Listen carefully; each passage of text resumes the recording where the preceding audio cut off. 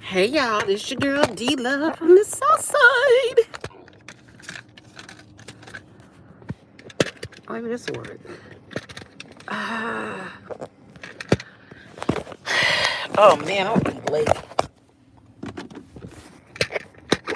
Okay. Come on. Okay. Y'all ready? I'm ready.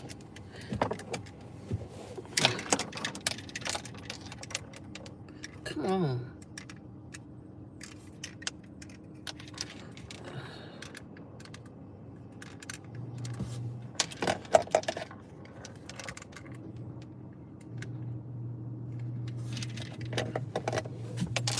Okay.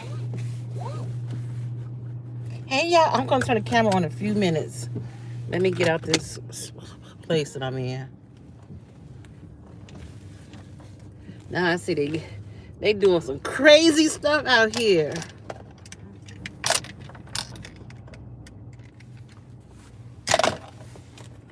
All right. 75 degrees. Hey, Miss Regina, how you doing? Miss you. OMG. Okay, so the quickest way to get to 111th from Harvey is, oh, look, oh, there's a lot of cars. What's at church today, baby? I'm gonna turn my camera on in a minute. He taking his car, but okay. Oh, like Tyrone Rogers' car. How you doing? We on our way to 111 and King Drive. I think I'm gonna try to cut through Riverdale and go. I think it's way too close now. I caught myself fixing it. How's it going? All right. Now let me tell you, the walk starts at, I ain't put on nothing today. The walk starts at 1 o'clock. I said, I hope they have more than one today. Let's see, and I ain't clean my glasses. Oh, look. Listen, now that's a little bit better. I kind of fixed that one. So you can kind of see, I don't know how clear it is. But yes, another road trip. And I got a shoe on, my gym shoe. I got my gym shoes on, but I feel like I got a cramp in my foot. I hope everyone's having a fabulous Sunday. Sunday, day before Monday. Hey, listen, this light right here in Riverdale, it's a ticket for real.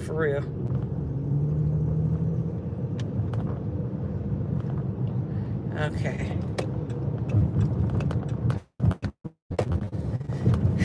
Yeah.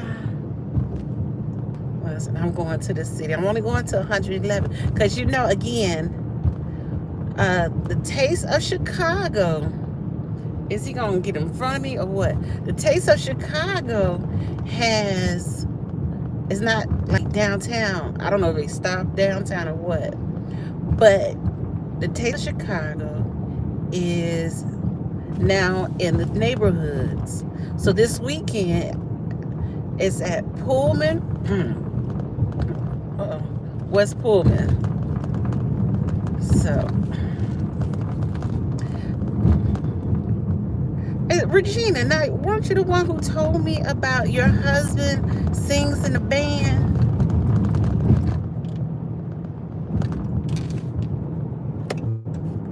Okay, we're gonna have to cut on through.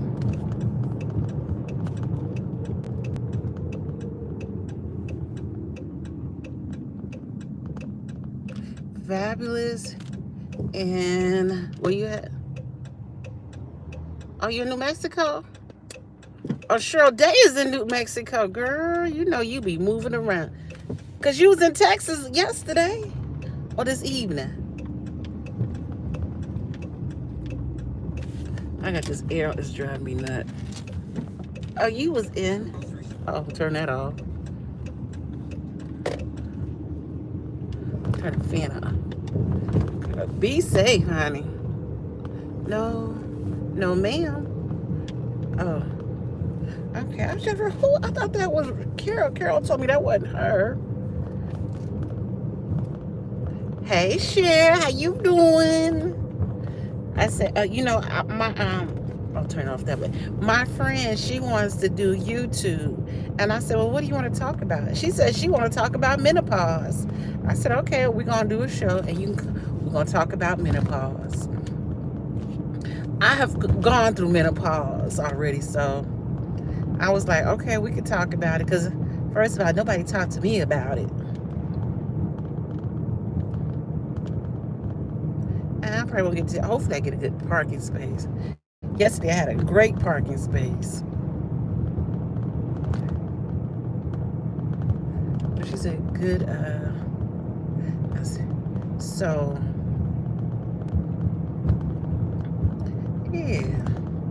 So I said, yeah, we could talk about menopause when you're ready to talk about it. Because I've been through it at least more than 5, less than 10. I don't understand why people barbecue on their front porch. My mom told me this ain't the country. I'm like, dang. This is Riverdale. And when we come back, we might could stop by, if it's not raining, go to the churches are crowded. Okay, I see you, churches. It's all about commentary. Yes. What was I going to say? We are going. Oh yeah, we about to pass the Pope House, and they got the sign up there and everything. So we may have to come back on our way back to check it out. Let's see if I can move this back. Oh, that is it. Okay, that's it. I was trying to tighten it. What she said, oh, it's all about comedy. Y'all gotta go to the We Don't Care Club. It's fabulous. Great subject. Yeah.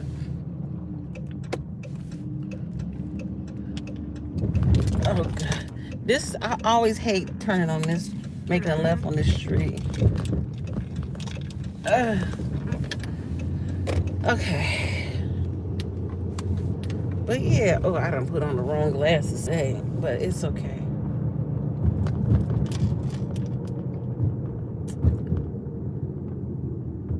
Oh yeah, the West Pullman Historical Labor Walk to History Walk is today at 1 p.m. I might be a little late. Hopefully they save a space for me. Luckily, I prepaid. Look, I want my little $15 back.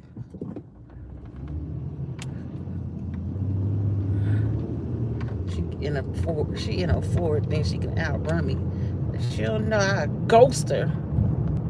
But you know, we not like that. That was shameful what happened last night.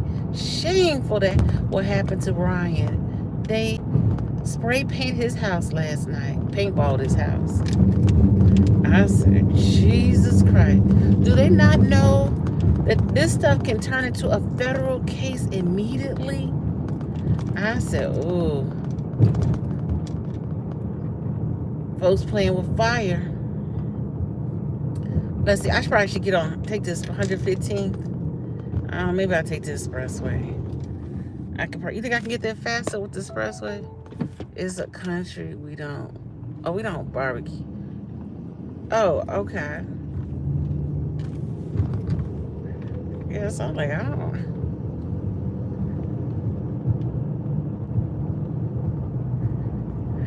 Yeah, I'm gonna have to jump on the expressway. I'm already here, but it seemed like the street will be slower, but it's gonna take me. What you think? Should I take the expressway?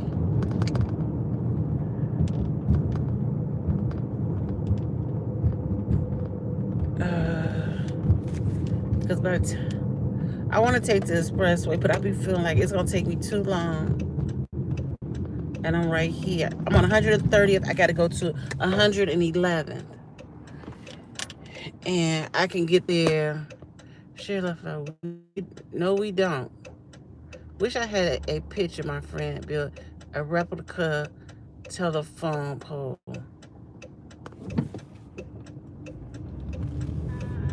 Sometime I'm gonna wish I don't went with my first man. Now I like going to Pullman here because I didn't realize how it reminds me of Hyde Park.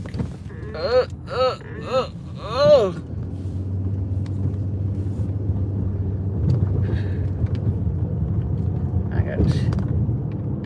Yes. Hey, listen, why you in here? I don't know. You 6 people who are just lurking around. Hit that like button and subscribe.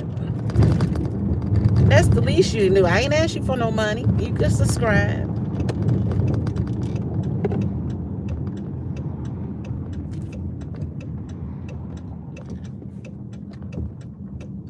Okay. I don't know how it went up so high like that. So that's how you can see the Chicago. We in Chicago if I hadn't said anything. Oh, bus. We are in.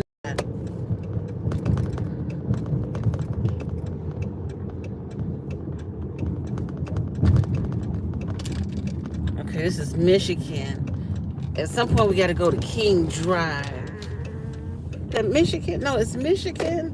What street was that on? It wasn't Michigan. Oh, heck, you know. It was on King Drive. We were on King Drive. It was on... What's the street that I was on? Carol, you okay? Where is Carol at? Is she okay? A big virtual hug to Carol. She came out. She came to say hello to me and get her some food, baby. Oh my God. Oh, Cottage Grove. Thank you. I couldn't remember for shush.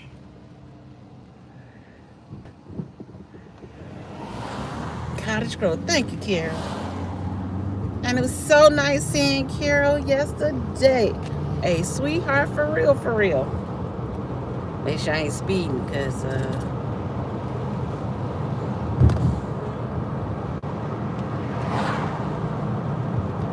yeah, it was thundering earlier, raining here.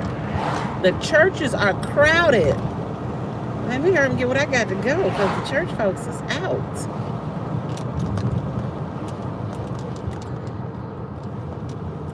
J&B. We in Roseland, y'all. Y'all don't know? We in Roseland.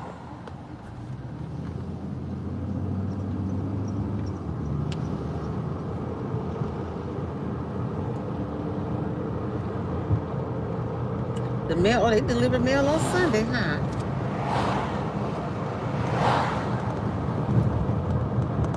Oh, what's she? When I stopped, I have to read what Carol said. Okay. And I woke up with a headache. So you know we ain't with the ish today.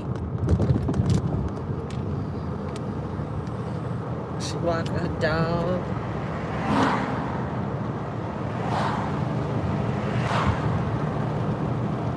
Now this Roseland. Okay, we gotta go to Cottage Grove.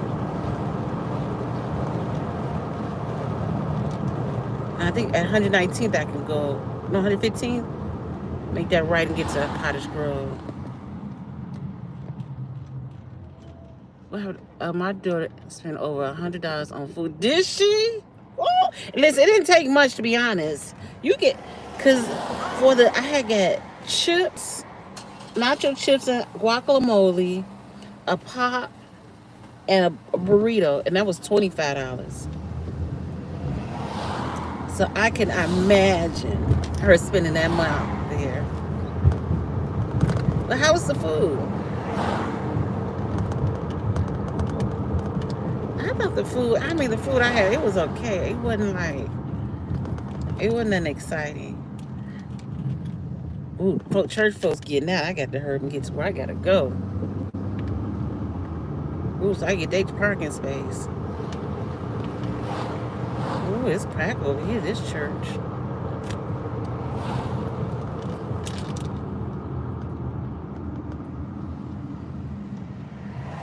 I think it was better to take the street.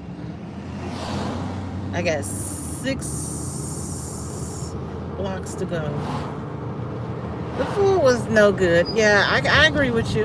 I agree. I totally agree. I wasn't a total fan. But again, I didn't try everything. I tried one thing. But I'm going back today. So I'm going to try something different. I believe. I should have went turned down that street, shouldn't I? Turned down 115.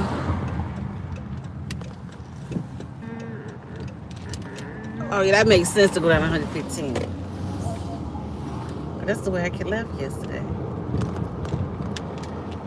I got my correct chair, just in case I decide to sit there. I agree with you, Carol. The food was okay. Was not. Ooh, that was train bottom. Look. Okay, I gotta go back and read what she said.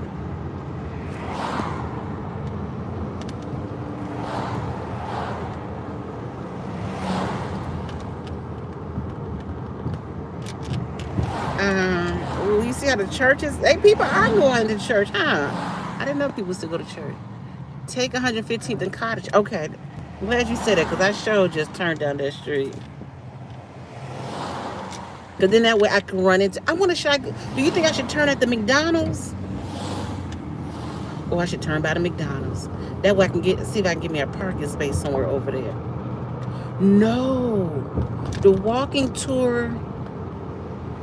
Well, that's still not bad to walk. Excuse me. Kara, should I go to McDonald's and turn? Or should I turn right here?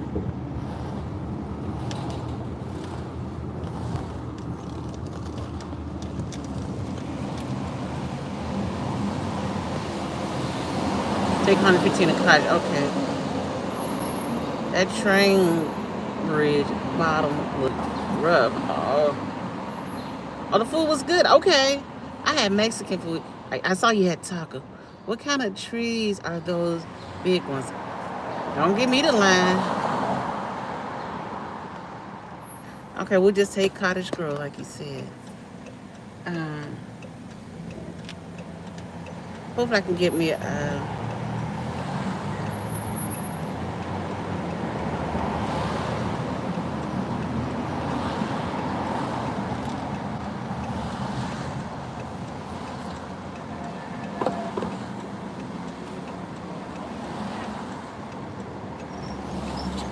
Look at all these cars, y'all.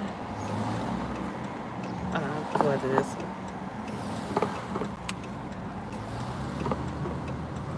Okay. Oh, so we be right here.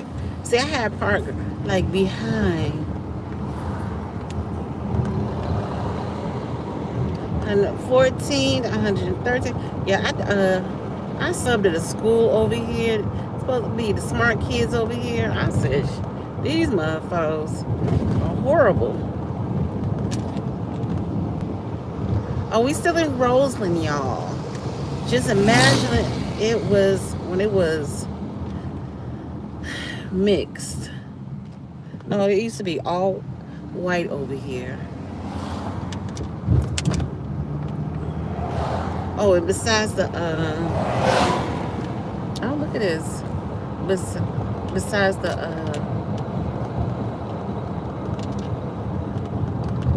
oh, there it is right there. Did I miss the... Is this it? Hold on, why I look empty today? Hold on. Ain't this where we supposed to come? Did I miss the walking tour? They started without me? Oh, ain't nothing today, y'all. Okay. Did they take my $20? It was... And it started at 1 o'clock. What time is it? It's like 1:06. I know they didn't be that quick. Let's go in here. I'll be right back. It's getting hot. I don't had to put on some pants today. Yeah, they cleaned up quick. Sorry, I can't even. Kara, that was a good idea. Be right back.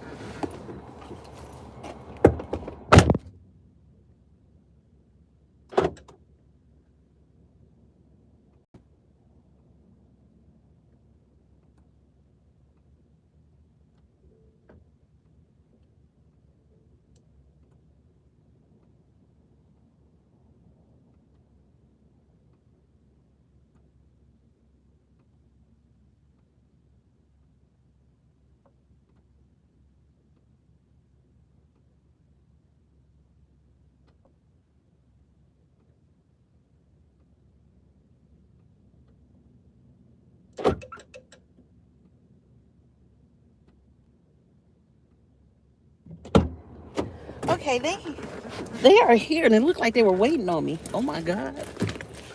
But I don't see no cars out here. Okay, get my bag. I'm out. Okay, let's go, y'all. Another adventure.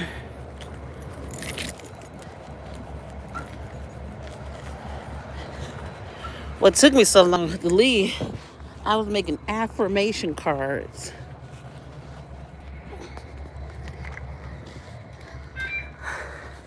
Okay, hello.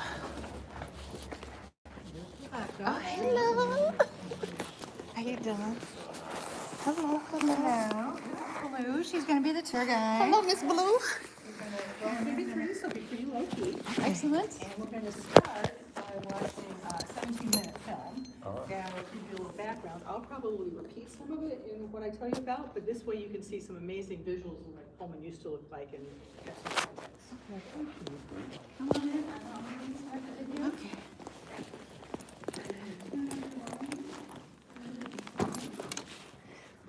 Hold on. Oh, wow.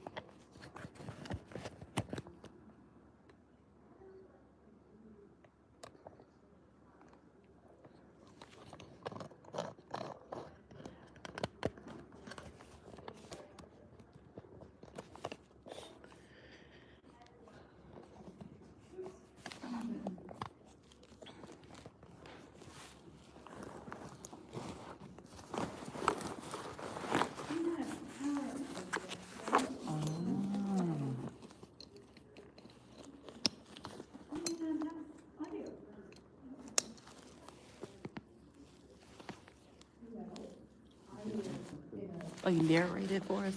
Yeah, in an incredibly unprofessional and appealing way. Oh, no, this is so great. Point out yeah, I don't know, I've only seen it once, so I don't know, but I can at least show you some of the landmarks and places that we're looking at. So, there will be many workers in this.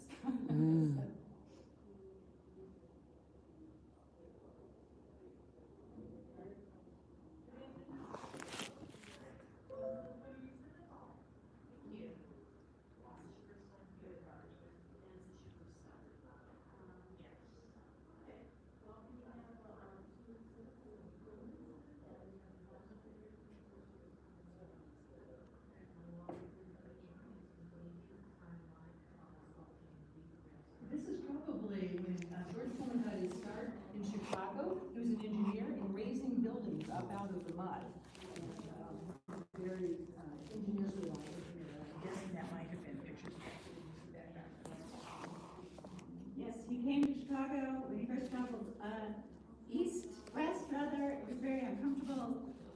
He went to a mining town, following the gold rush, and sold a lot of money, sold a lot of stuff, made some money. Because of his uncomfortable experiences on the rail industry, he decided that people would pay a lot of money for a far more luxurious travel experience. Where was the coal mining community? Do you know? Gold mining. Gold. Where was the gold mine? So, Colorado. Yes, I think it was. So he comes back and he builds the town of Pullman in 1880 to build the luxurious rail cars. He built a lot of other kinds of cars, but the rail cars with the beds that fold down and fold into sleeping was how he made his money and how he made his name. And these are fancy cars. They were called palace cars, or he also called them the hotel on wheels. They had a little tiny steam engine that would move the cars. So Henry Ford is credited with being the inventor of the assembly line, but Ford came here and saw how Pullman was using that little tiny steam engine to move cars in and out of bays to his house in Prairie Avenue. So they were among the 1%ers really. 0.1. At the time. So they built a giant mansion. We have the sideboard on the side, or over there. We're happy to show you. And then he built this little town here to house the people who were making the cars. There's a picture of Beeman and Barrett, and I forget which is which. But they were the people who, the two men who were especially credited with designing the town. Beeman designed the houses, and Barrett designed the public spaces, the gardens, and whatnot. Pullman was extraordinary, and then it had not extraordinary, but it had a wide variety of houses. Some little tiny houses, some great big houses. A lot of the bricks were locally made. In 1883, the newspaper reported that they had over 30,000 bricks used so far, 30 million bricks, 7 million of them have been made in Pullman. The company was powered by the cordless engine. It was a steam engine that was a source of tourist attraction for, from the very beginning. Pullman had seen it at the World's Fair and had it shipped here to Pullman town. They also had a water tower. The water tower was the second tallest building in the country west of New York City. Not until it came down, but for a long time. It came down in 57. That was the, I forget, but lots of draftsmen, lots of designers. Those people worked mostly in what is now the administration building. Sometimes employed women, sometimes not. Women mostly did women's work of upholstery and cleaning and things as opposed to men's work. But that's the public parks, again, train station. I should know the script because I hear it all the time, but don't. That's where we are now. There was an indoor shopping mall,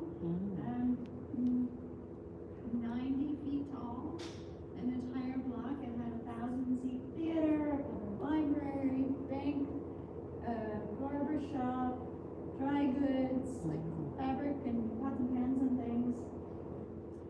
And it had a massive skylight on the top, so it was mostly inside by the massive skylight. Church we'll see.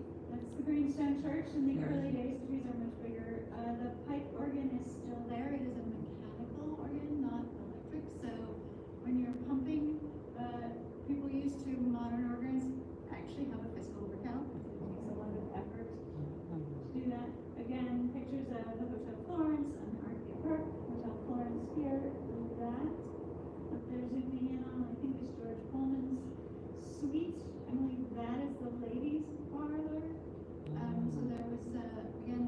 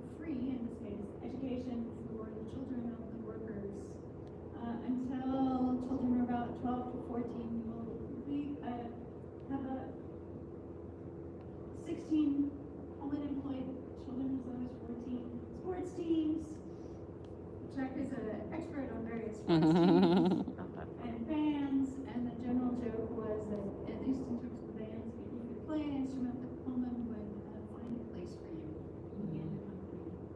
We've done a lot of parades. I believe that's the 4th of July parade in 1892, or pre, I'm not sure about that. It was awarded in 1897. In Prague, there was a hygiene conference, and Pullman was recognized as the most perfect town in the world, according to the people in Prague. I don't know what the slide's talking about. That's the factory buildings.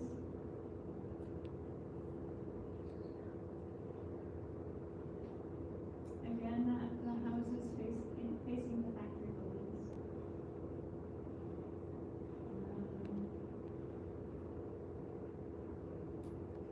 I think this is starting to talk about the strike.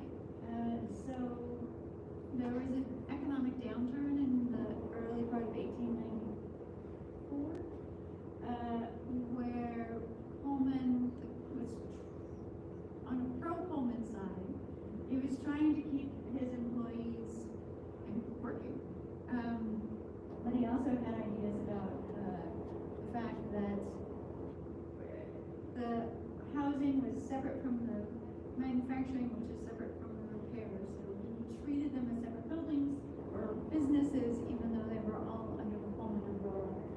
And as part of that, he drastically reduced the wages of the people who were in the manufacturing without changing the wages of the people who were doing repairs, which had also dried up, but there was some, and also without reducing the rents on the houses. So people were very upset and have what I called the wall of woe that highlights some of the sort of desperate conditions of people living in the town of Pullman during the strike as a result of the downturn in the people.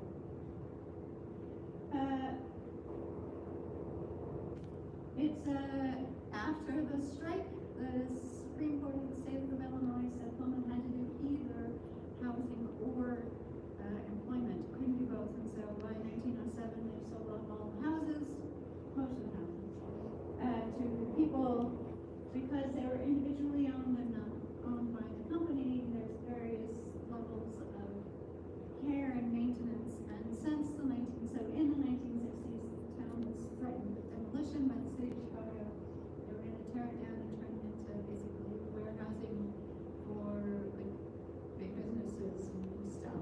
So the people objected, they united, and in 1970, late 60s, early 70s, they got the town of Pullman, the town of Pullman, ultimately from 115 to 103rd, that took a little while, preserved as city, state, and federal landmark. Now the National Park has come in, or the National Park Service has come in, and they own what is, used to be the Clock Tower building, it is now, or the administration building, it is now the park owned by the federal government.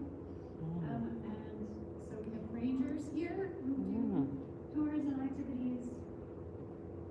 And there's a lot of effort, individual effort, to preserve and protect the community because it is as a historic district.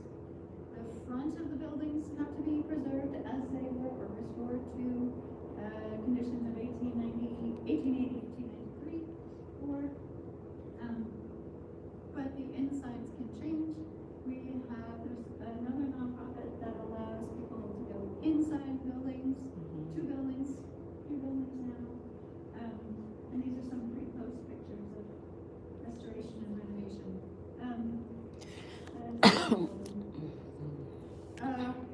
But we also have an annual house tour in October where about 6 or 8 privately owned homes that are opened up and people just walk through them.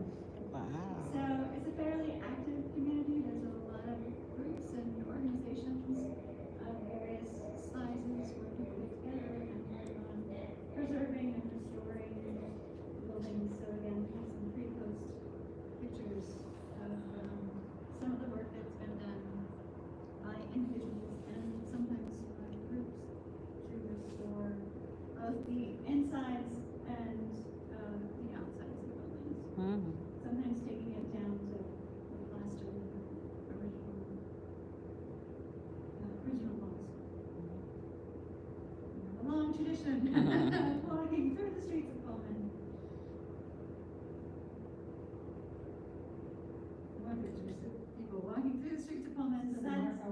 market hall we'll visit. Mm.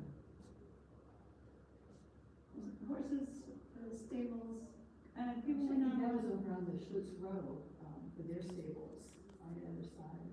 That picture is from That was the this stable one. here. And so there's again some pre-post pictures of the hotel and the restoration that has been done. Mm. Beautiful hardware sometimes still exists.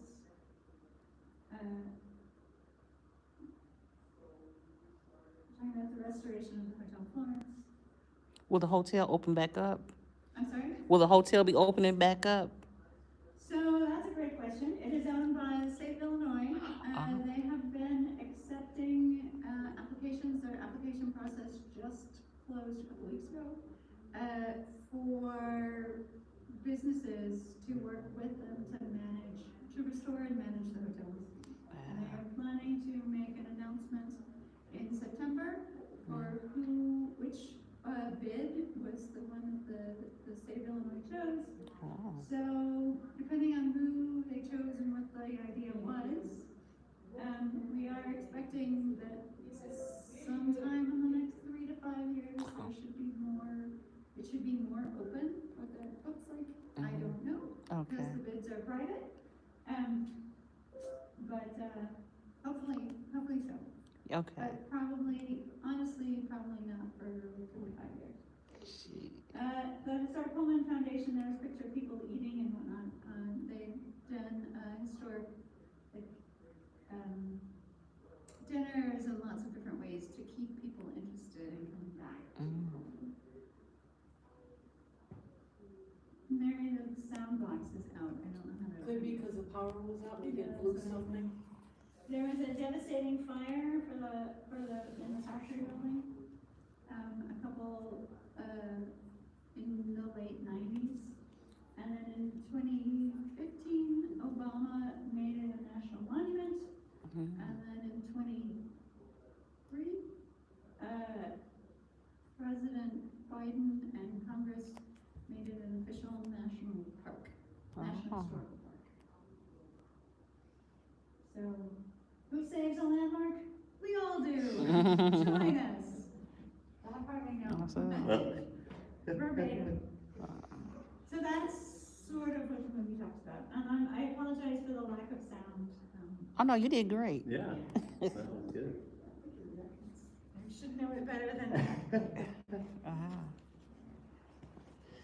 Enjoy your tour. I hope to see you at the end of it. Okay, thank you. Okay. So, and, I definitely leave time so you can, come back if you want to see especially visuals after being out. And also I have dimes, if anybody wants to do something, participate in the gumball, where you can buy tickets from different icons of the Pullman strike history. So yeah, we'll have time to come back. Okay. Okay, so my name is Blue, that's my real name. Oh. The worst part is that my middle name is Jean, my name is Blue Jean.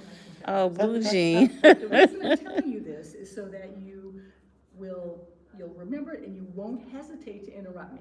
And this, or ask whatever questions or comments you have.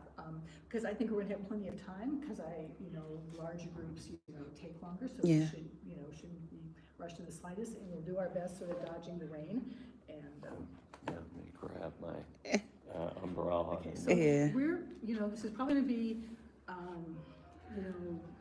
the whole thing normally is like an hour and a half with some extra time, but just to let you know, so that if you do wanna use the washroom here, it's very nice. Okay. I thought I was Before gonna we start out. run the time. Yeah, Okay. absolutely. Perfect, thank you.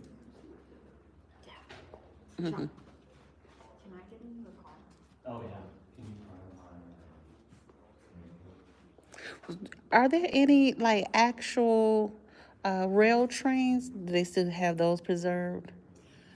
I don't officially know about this, but I heard somebody say that the Pullman Foundation, it has or is getting close. Now, maybe I'm a little, we'll check with Rebecca, because I may be over 7, but I thought they were actually, looked like they might be getting their hands on a cart, but there's nothing right now that. Where will one be? See it? What do they do? Store it somewhere?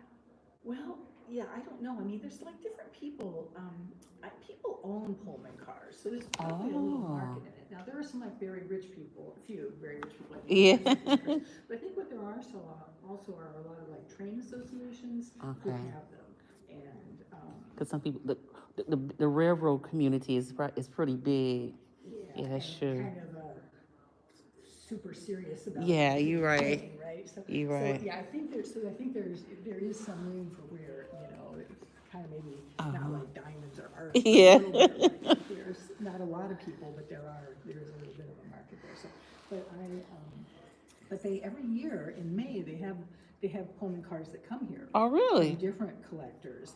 And last time I was here, there were 3 of them, and you can come to train days and go through and tour them. Wow. And they're just. So, do you remember, was it like the beginning, middle, or end of May? It's more towards the end. Okay, Let's say okay. like sometime, I think one year it was in June, but Okay. you can check on that. And that's kind of fun because they're actually on the tracks. You go up on Really? the platform.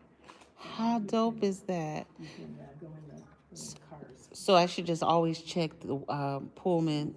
Now what is this? This is the Pullman Society. There's several different organizations Yeah. here. This is the Historic Pullman Foundation. Oh, okay. And they're, I think, you know, possibly the biggest organization other than the government entities that Yes. you know, have things. And so this is their exhibit space, and then they also have another building more in the neighborhood where it's their office space, and they have large numbers of archives and collections. So it's That is. I never thought that there was a national park in Chicago. No, I know.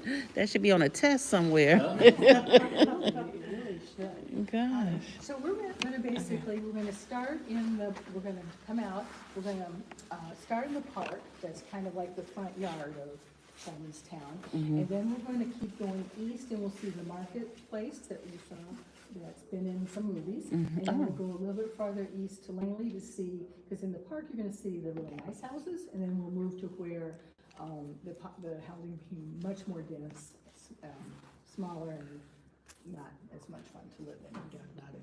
And then we'll come back in a little bit so you can see the first street that was in the town that was built. And we'll go up to 111 and look over and talk about the national park and the factory works.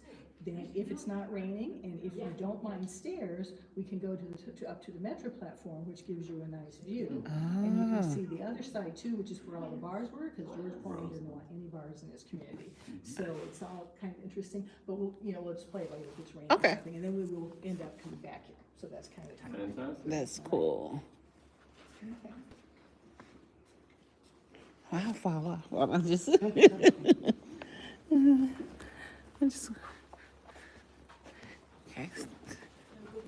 All right. Thank you.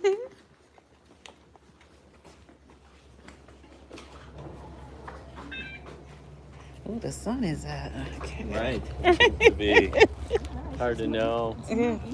Okay.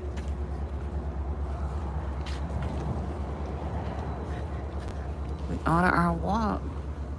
Oh, people actually out walking her dog. The first thing I'll show you is just this bandstand. This bandstand was a gift of unions, the Chicago Federation of Labor and the Illinois Building Trades, to honor the strike. Wow. Do they use it? They do use it. Oh, The okay. train days I told you about? Yeah. There's a band, they just jockey this. Oh, wow. That was donated. Well, in one of the old photos, it looked like they had a similar thing.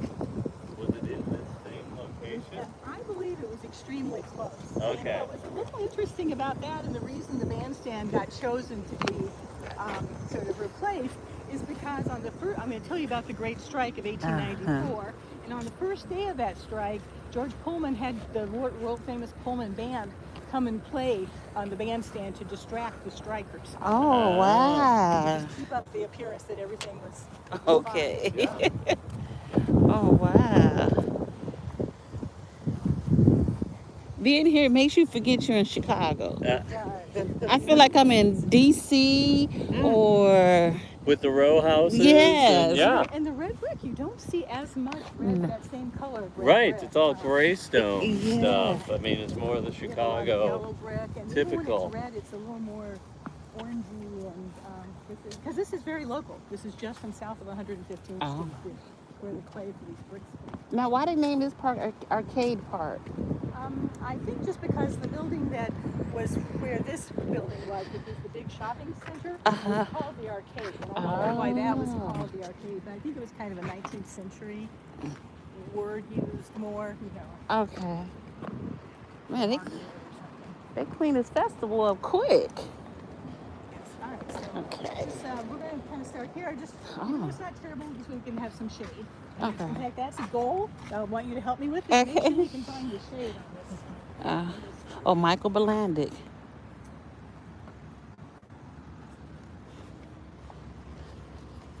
Okay, so the role I'm in here is I'm a member. I wear it on my chest. I'm a member of the Illinois Labor History Society, and we have a partnership with the Historic Pullman Foundation. And one Sunday a month, the tour that they give tours regularly, and on one Sunday a month, the third, the tour is specifically around labor history. So this is a tour that's taking, and I'm not gonna. I mean, we'll figure this out. I'm not particularly objective about this. I have strong feelings, and they are on the side of the workers. So we'll see that. So I'm a retired public librarian. So what that means is I'm not a historian. I don't have a strong background in architecture, and sadly, I don't live here.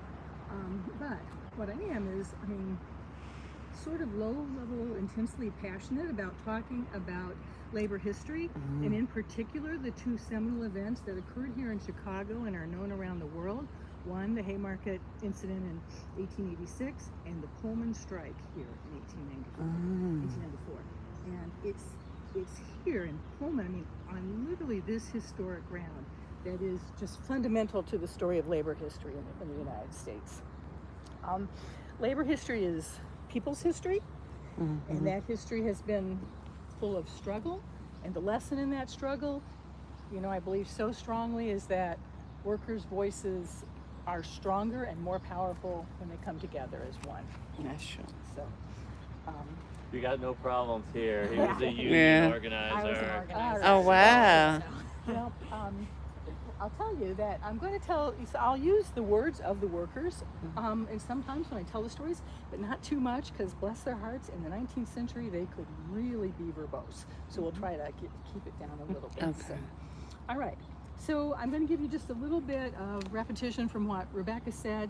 But basically, on this tour, I'm going to be talking, we'll be talking about Pullman the man, and Pullman the town, and then Pullman the company. And sometimes they're kind of intertwined. Now, I don't know how familiar, are you all from here? Are you from Chicago? I am. Okay. So if you need more context for what I'm saying where something is, let me know. Okay. But, from whatever you've seen, you can look here, you can see that what George Pullman created here was absolutely remarkable. Yeah. He was very intelligent, he worked very effectively, and he had vision. So much so that in 1893, the Pullman company was worth $62 million in those days dollars. So that's a lot. Chicago was the fastest growing city in the world by 1885, and the largest industry in the United States was railroads. So the late 19th century was a time of enormous change and industrialization. There was huge economic inequality, and subsequently you saw growing class conflict coming. The rich were very rich, and the poor were frequently hungry. Wages were low, hours were long, and workplaces were dangerous. An Illinois law, I always have to check my notes on this because I literally can't believe the year. An Illinois law that required an 8-hour only workday was passed in 1867. It was completely ignored, or employers were able to just get around it by having their workers, forcing workers to sign a waiver. So workers felt like the system was rigged against them, and that they couldn't get a break, Sorry, wasn't the Haymarket over the 8-hour workday? Yes, the Isn't that Haymarket the? was, But in yes. 1868, Right, so so the law was passed in 1867. Haymarket happened in 1886. Right. And that That's what came out of some big demonstrations to sort of revise the 8-hour days, and they hadn't even had tried earlier to get it down to a 10-hour day, and that didn't work. So it's just insane when you think about it. And I also would just point out, a little bit insane now, that with the incredible advent of technology, this many years later, we still accept that an 8-hour day is a given. That's True. That's just so yeah. So this was outrageous. So you can see the workers felt like, they did not have a voice in the system, so they were starting to join together to demand a voice in the system. There were unions. They were small and craft-based, so they were based by positions.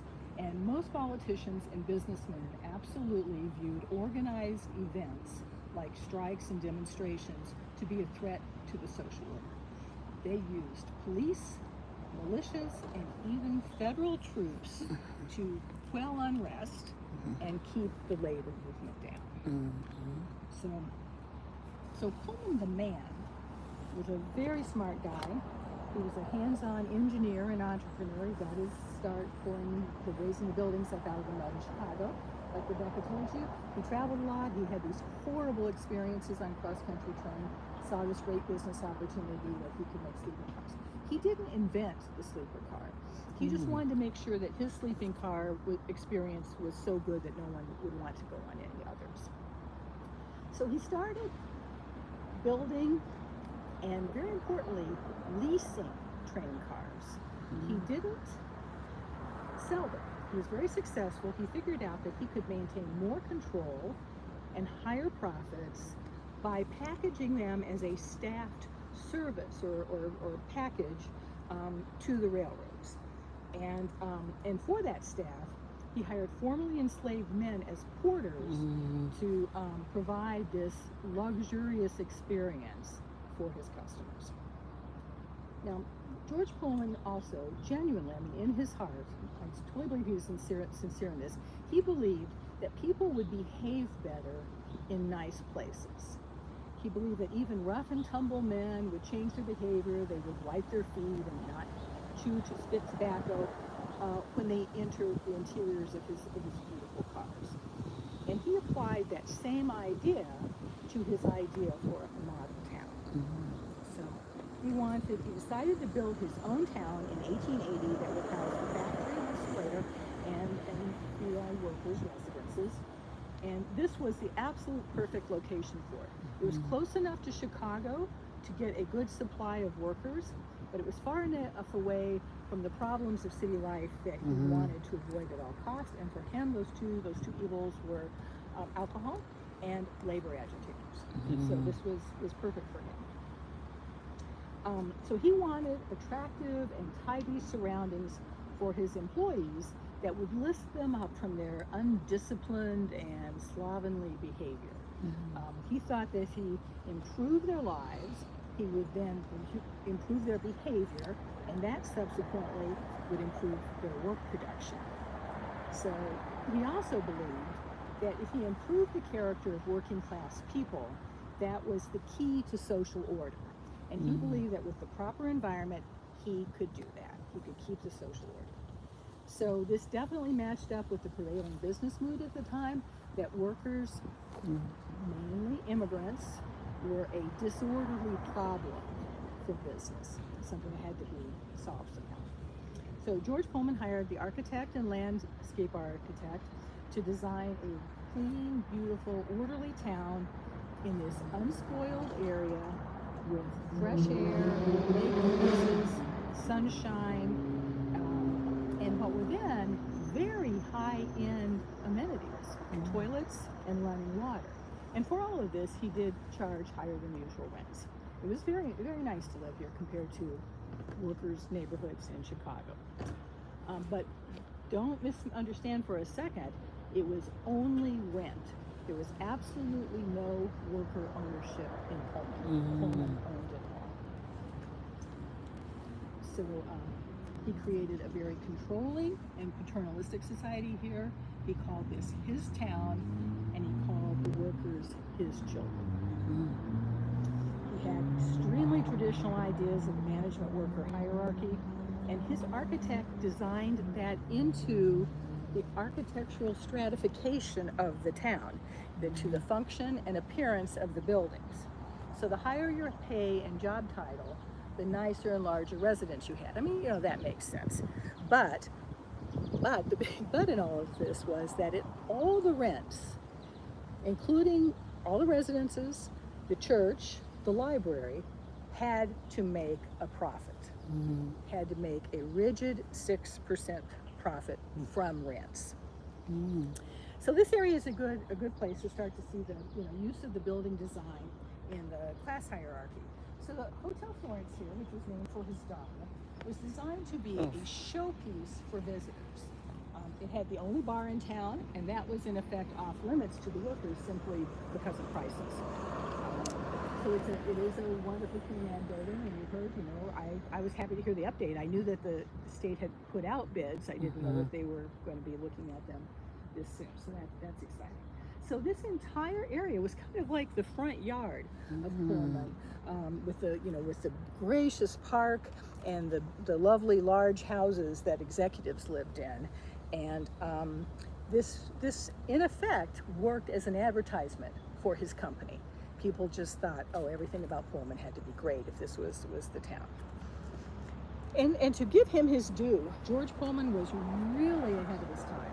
He was quite forward-looking, and he was an absolute pioneer in what we think of as modern business practices. Like Rebecca told you, he used mass production before Henry Ford. He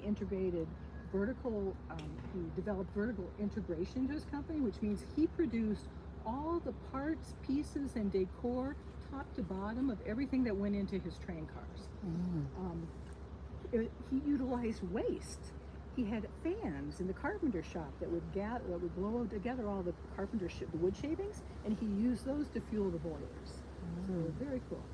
He had a strong centralized management model, and he had branding to rival Kleenex. People just started calling Pullman cars, any train car, sleeping car, a Pullman. There was even an episode of Downton Abbey where Mr. Carson referred to family taking a Pullman, and everyone just seems to know what it is. So yeah, he was a good businessman, and he was very focused. He also knew to consolidate his power. He bought out competing companies and developed a monopoly position, and he was influential in an organization of railroad owners that was called the General Managers Association. A nice bland name, but this was basically an anti-labor group that basically fixed prices and kept profits high and wages low among themselves. And at all times, until some years later, George Pullman owned the town. He was the government. And even after the city of Chicago annexed Pullman, the Pullman Land Association continued to own all the land and buildings. He also had a lot of political influence in other local government. So his entire town, which was worth $10 million, was assessed for taxes at $15,000. That's not bad. Literally, undeveloped swampland south of here had a higher tax assessment than that. So there you go. So we're going to cut through the park, and we're going to go over and we're going to look at the church on the corner and then the building next to it. And that was funny. The house right here is the same one we saw in the video, like the old time back in the day. You think this one was? Yeah, the yellow. It could be. Yeah, I have to confess, I don't know the sort of non-labor specifics as well as a lot of people. But I can, when I have my sign up, if you want to, I can even find out. Oh, okay. Yeah. There's a guy here who knows everything about Pullman. Really? Go to on any questions, and he knows the census material, so he knows who all lived there, what the families were, the occupations. Mainly, he tracks occupations of who lived where for decades. Oh, wow.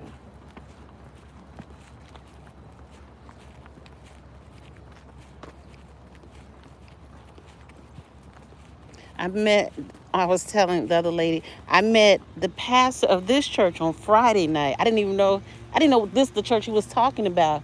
And he said they just received the grant This is for that exciting. for the roof. Yeah, this was exciting. It took a long time, and it was just announced, I think, at least in months, certainly not, ago. And so, yeah, this is a wonder. It was very nerve-wracking before, so. Beautiful Oh, church. it really is a beautiful church.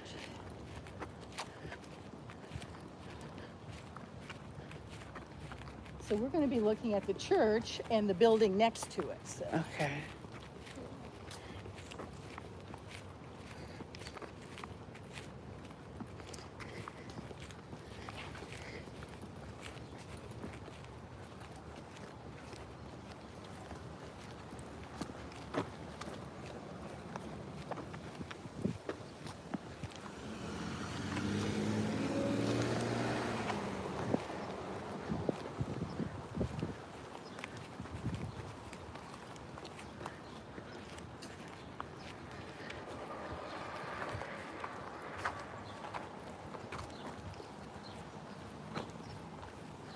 Such a beautiful architecture on here.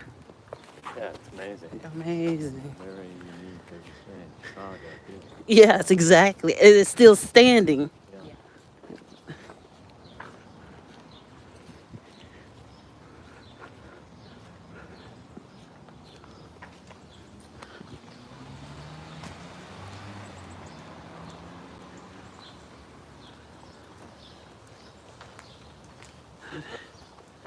Came here yesterday.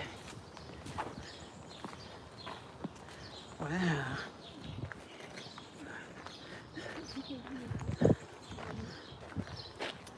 So yeah, so this green stone, this beautiful serpentine stone, is pretty much the only material that Pullman imported. He had it come in from Pennsylvania, and everything else he was completely committed to using local materials. And like I said, the red brick for the rest of the buildings came just from south of 115th Street from clay pits. So yeah, this was something. And he had a sort of a trademark green he used as paint on his cars, and you'll see it in different places. And this is very close to it. And I mean, it's just stunningly beautiful the way everything else is in the red brick, and then this stands out so nicely. Unfortunately, this was done by doing a thin veneer. So I think there's a couple places where you can see that it's over brick. And yeah, there you can see a little bit where it's been laid over brick, and it's the hard Chicago winters have been hard on the stone, and the congregations have had to do work on this throughout the entire history of it, and some restorations. So, but it's still so beautiful. And the window was restored a few years ago, and we still have the pine organ.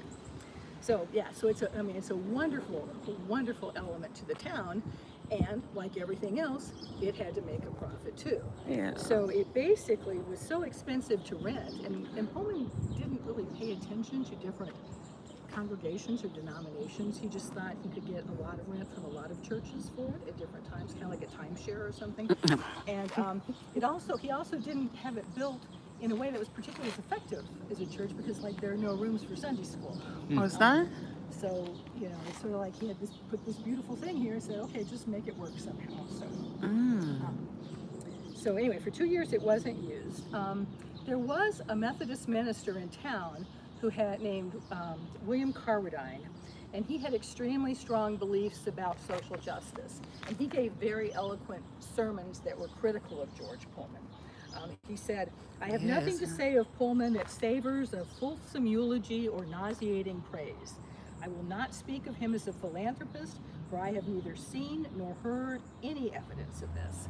And Carradine later wrote a book about the strike that really outlined the abuses of the company, and also just showed that it was a manifestation of larger problems between employers and workers. So his book, it's called The Pullman Strike, is literally still in print today. You can still buy it new. Pullman Strike. And Reverend Carradine had a very strong influence on what is today the modern United Methodist Church. How do you spell the last name? Yeah, D-I-N-E.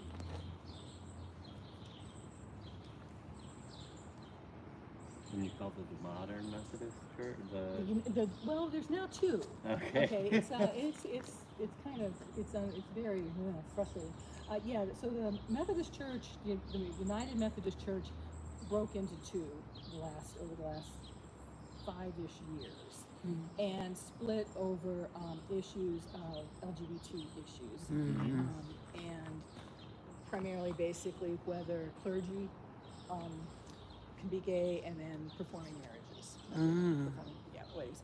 And so there's a new church called the Global Methodist Church, which, and I believe I'm getting this right, which was the one that broke off. So United Methodist Church maintained its more progressive policies, and it's still the United Methodist Church. The church that decided to reject that is the Global Methodist Church.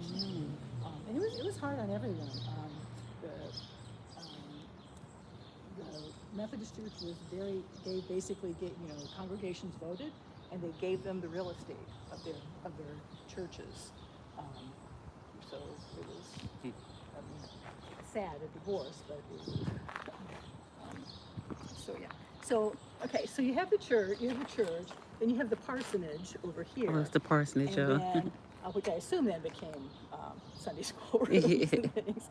And then the building right next to it, that house with the porch, that was used for a long time as the hospital. Oh. And it was completely inadequate. It was the hospital. Factory work was very dangerous. Even like laundry jobs had involved heavy lifting and dangerous equipment. The company gave extremely limited sick time off, and all work injuries were treated by a single elderly doctor, Dr. McLean. And the worst part is, it was actually part of his job description that he had to try to convince workers to accept a settlement from the company while they're vulnerable and he's treating them. So Dr. Alice Hamilton, who was a colleague of Jane Addams at Hull House, she visited Pullman and she was horrified at the poor condition of the hospital. And she actually was a big networker, so she actually a few years later got to know, became close to somebody who was a stockholder, and I believe it was a woman, not the wife of the stockholder. And between the two of them, they were able to convince Pullman to get the company to retire Dr. McLean and to set up a modern surgical department, but that did not happen until into the 20th century. So, okay, so we're going to come down, we're going to go down to 112 here, and then we're just going to walk east to what's called the marketplace, or the market hall. Okay. The Methodist church that's separated, is it in Chicago? I believe it could be wherever all they were. And I know that just statistically, numbers, a lot of those breakoffs happened overseas. Okay. And a lot of them happened in the South. Oh, wow. Okay. Okay. But that's about the best I can give you on it. I don't know. My sister is involved is a director of children's ministries for the church, so that's why I know a little bit more about it, but I have not studied it.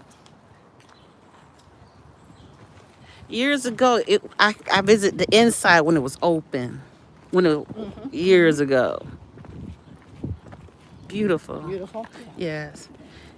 All right, so we're going to go right To right, okay, beautiful. Saw this yesterday. Nice. Yeah, now this is what somebody told me on a tour, so I don't know, I can't verify this at all, but they said that a family actually bought it and it's a single family home now. Oh, really? Yeah, but I that was just what somebody told me, so maybe it's true and maybe it's not. Beautiful. Okay. It's a big church. Yeah. Which I'm sure has been hard for them with, like, heating it in winter and stuff. They've been struggling. I mean, like, so many church congregation numbers are down. Yes, because I grew up in the Methodist church on 75th and Harvard, and they just closed last year because of the declining of members. Oh, look at this. All right, so we'll come in and stand around here. Okay. It's a nice day. If you don't mind, if you don't mind, we'd like to, if you don't mind, we'd like to have a picture of you for our Oh, definitely. newsletter. Sure. So here by the flowers is, Okay. let's take a quick shot.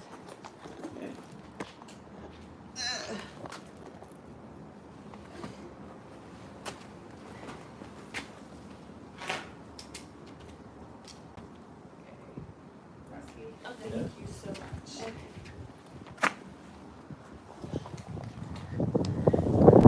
That's nice. Okay, so in 1885, only 42 of about 3,000 Pullman workers were women. No surprise, their wages were lower than the men's, about half. Initially, they were seamstresses, laundry workers, waitresses in the Florence Hotel, and some finish painters and embossers for small items in the trains. Later, Pullman hired black women as cleaners for the cars and maids. But the number of women working in Pullman really didn't increase significantly until World War II. And basically, that's because George Pullman didn't hire women because he viewed women's role as being wives and mothers and in producing this domestic tranquility that he envisioned for his male workers. A lot of women then had to make ends meet. A lot of them took in boarders, and a lot of them provided meals to men who didn't have kitchens, men workers. So this was the main marketplace. Oh, that was the Where marketplace. they would come to buy fruit, vegetables, and meat.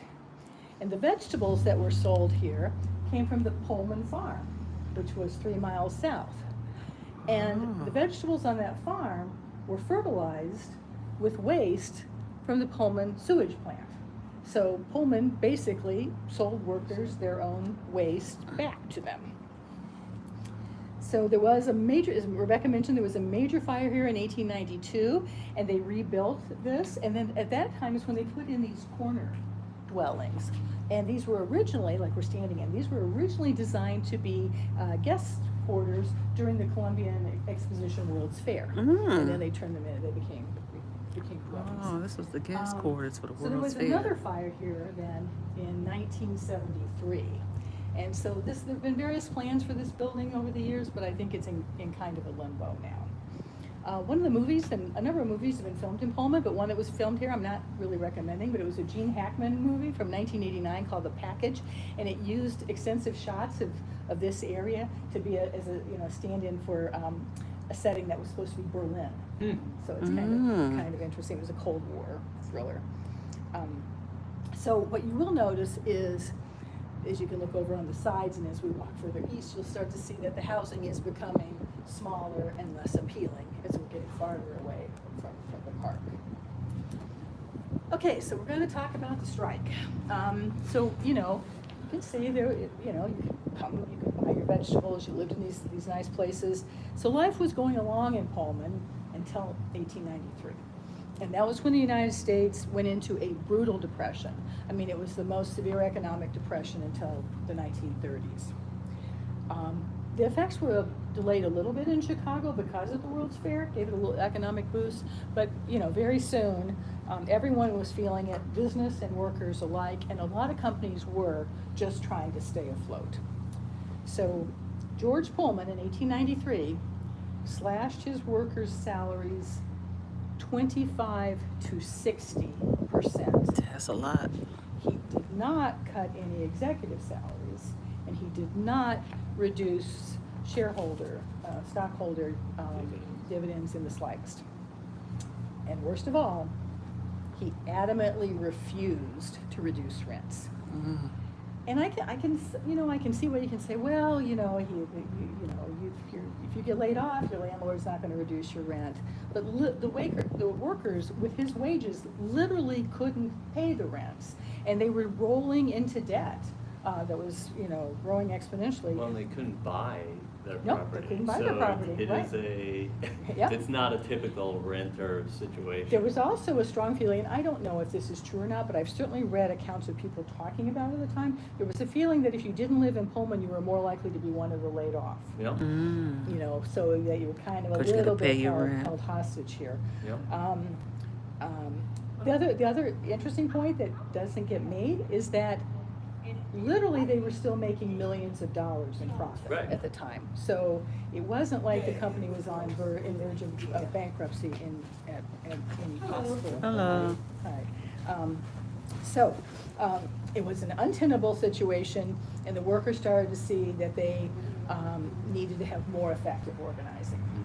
Okay, so while all this was going on, a union organizer and locomotive fireman in Indiana named Eugene Victor Debs, he had been involved in forming a new union, the American Railway Union, the ARU. So Debs saw that unions needed to respond to the corporate consolidation of power by forming larger, stronger industry-wide unions, industrial unions, rather than having different small craft unions for each position. That system resulted in the unions being isolated and frequently being played off against each other by the bosses. So the Pullman Pullman workers voted to join the American Railway Union. But it was a dark day in history. They voted also to allow only employees born of white parents to join the union. Debs spoke strongly against this, but the workers did vote to exclude black workers. It passed by only 2 votes, but that doesn't matter, it passed. So this embittered many black workers against unions for years until A. Philip Randolph formed the Brotherhood of Sleeping Cars Porter Union in 1925, and it had to be done in New York, not here in Chicago. It's just very frustrating. So anyway, after the white union joined the American Railway Union, a grievance committee met with Pullman management, and that was a very unproductive meeting. And what's worse, the next day, 3 of those committee members were fired without cause. So this resulted in the factory workers voting to strike, and they walked off the job. Now, this wasn't the first strike in Pullman. There had been others, none successful, but this one was different because it was company-wide. But even so, it did not work. And the reason that the strike was ineffective is because Pullman still had plenty of income coming in from those railroad companies paying the lease on his existing cars that were already out there. So the strike had to take a new turn, and basically what happened is they expanded it to a national boycott. So at the June 1894 ARU National Convention, a woman worker, Jenny Curtis, who was president of the Seamstress Union, made an impassioned speech to the delegates of the big union to support the strike, and they did. So the ARU called for a nationwide boycott of Pullman cars.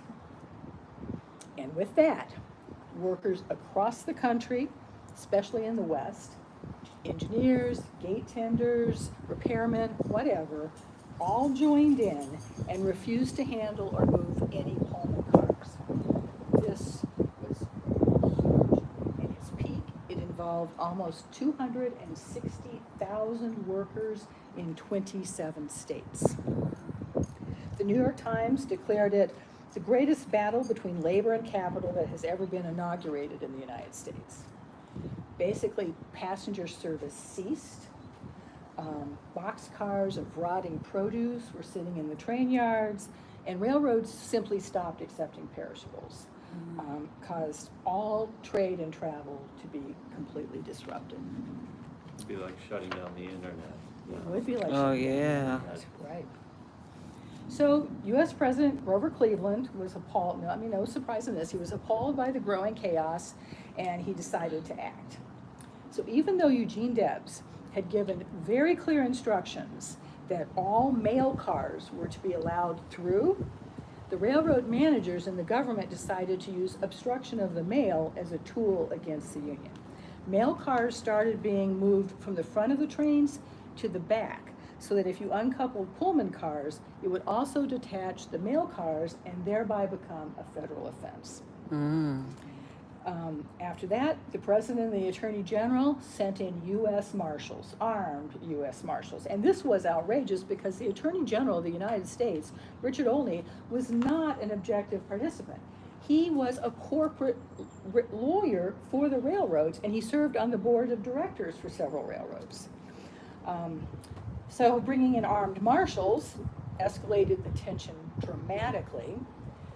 There started to be outbreaks of violence, although a lot of sources I've seen said it was more from just other poor people, not from the strikers, but not from the railroad workers. But anyway, there were outbreaks of violence, followed by more armed troops, followed by more violence, and then a federal injunction was issued forbidding anyone from persuading railway employees to not do their job. State militias and federal troops were camped out in rail yards across the city, and Chicago was under military occupation with 12,000 troops sleeping in tents along the lakefront. And that did it. The strike was crushed. Union members were fired. Debs was arrested for contempt of court and conspiracy, and he was tried for ignoring the injunction and sentenced to 6 months up in jail up in Woodstock, Illinois. This was a huge step back for the labor movement. It would take close to 50 years before Pullman would finally be organized by the United Steelworkers. And yeah, I mean, the strike destroyed the American Railway Union. But George Pullman lost too. Grover Cleveland created a U.S. strike commission to look at reasons for the strike.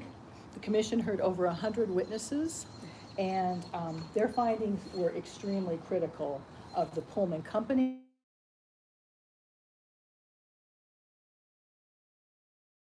and obstinate. And then the very next day, after the strike was killed, the state of Illinois brought suit to remove the town from George Pullman's control because the company had overstepped its charter and had no legal right to own a town. And in 1907, so Pullman never saw it, he died in 1897, I believe. In 1907, Pullman Company was forced to sell all properties that were not part of the factory. So if you're at all interested in the strike, which I think is why it's not a movie, I don't know, as I said, but there's a book called Edge of Anarchy by Jack Kelly that is an extremely good explanation of the strike, but more novelty to me in labor history, and I love to read labor histories. It's a great read. It's actually very engrossing. I would say page turner, but that might be a little exaggerated. But What's it called? It's called Edge of Anarchy.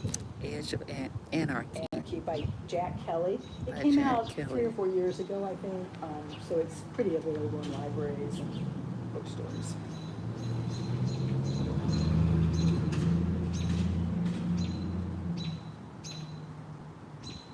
And what was the government report again? The U.S. Strike Commission. U.S. strike. It's actually online. Northern Illinois University has the whole thing digitized. I've read a lot of it, not all of it, but a lot of it.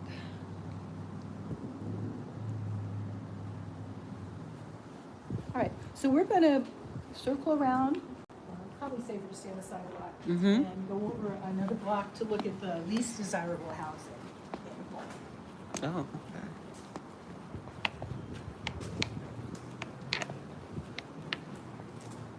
Stuff in the basement you can see. You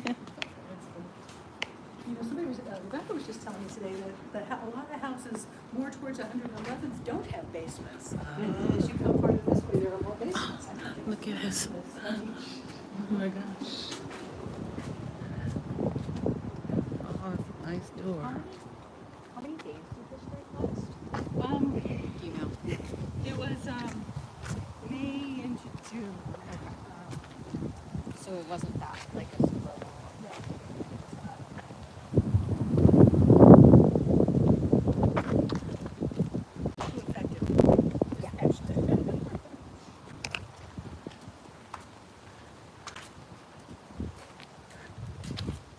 That look like DC.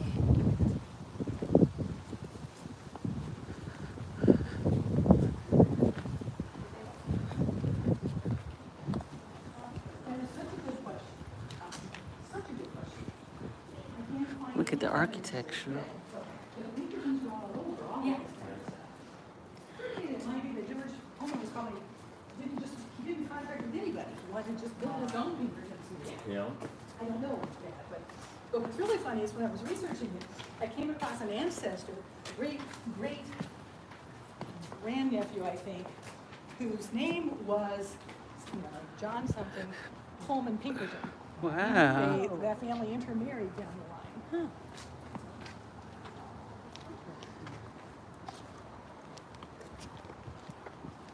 So I mean, you may have answered this question, but are the homes a part of the national park? There are so many jurisdictional questions, and I'm not super good at it. Oh. So the national park designation does, and I don't know what that necessarily means. So, but it does extend from 115th to 103rd. That's long. That's a long Cottage way. Grove basically to, I'm not sure what that eastern boundary is, but very close to 94. But they don't own them. Oh. I think, the only thing that I think that I believe the National Park owns is the clock tower Right. building. And there's a weird jurisdictional thing that will affect our tour. Oh, Which okay. is that a lot of that land over on that side, plus the hotel, are owned by the Illinois Department of Natural Resources. Because it incorporated the State Preservation Agency when Bruce Conner was governor, and he was reducing government. So we're going to go across the street here. Make a left? Yeah, make a left. Oh, look at these So- houses. I can show you stuff on the other side of 111, Uh-huh. but I can't go over. We can't go over there on the tour. Wow. We can Right, walk right, around, but I right, can't right. talk to you. This is so interesting. It's not a bad thing. It's just that because it's what It is nice. The fact that because this is a fundraiser. These tours are a fundraiser for both. Oh. us and the Foundation. We do request a donation. Yeah. By that means the Illinois Department of Natural Resources doesn't let people give private, pay tours. And we're not playing games where you pretend like one party's for free. Right, Yes. right. But we'll go to where it's close out. I'll give you the coolest things to go. Yeah. Okay. But no, so that's why I'm not answering your question, but I don't exactly understand. Oh, okay, I'm fine. What their jurisdiction is, or whether it's just some sort of designation. But there's also additional jurisdictions on top of this because there's 3 levels of historic district. Wow. Chicago, state of Illinois, and the historic park. So not to mention just the regular things you have anywhere in the city where there can be county roads and Right. city and other things. So there's a map online. That's one thing I should make as a handout because it's a visual because they have to do color coding for you to have even a clue as to what, and a lot of them overlap, so it's very confusing. Okay, so actually, yeah, maybe you can see a little better. So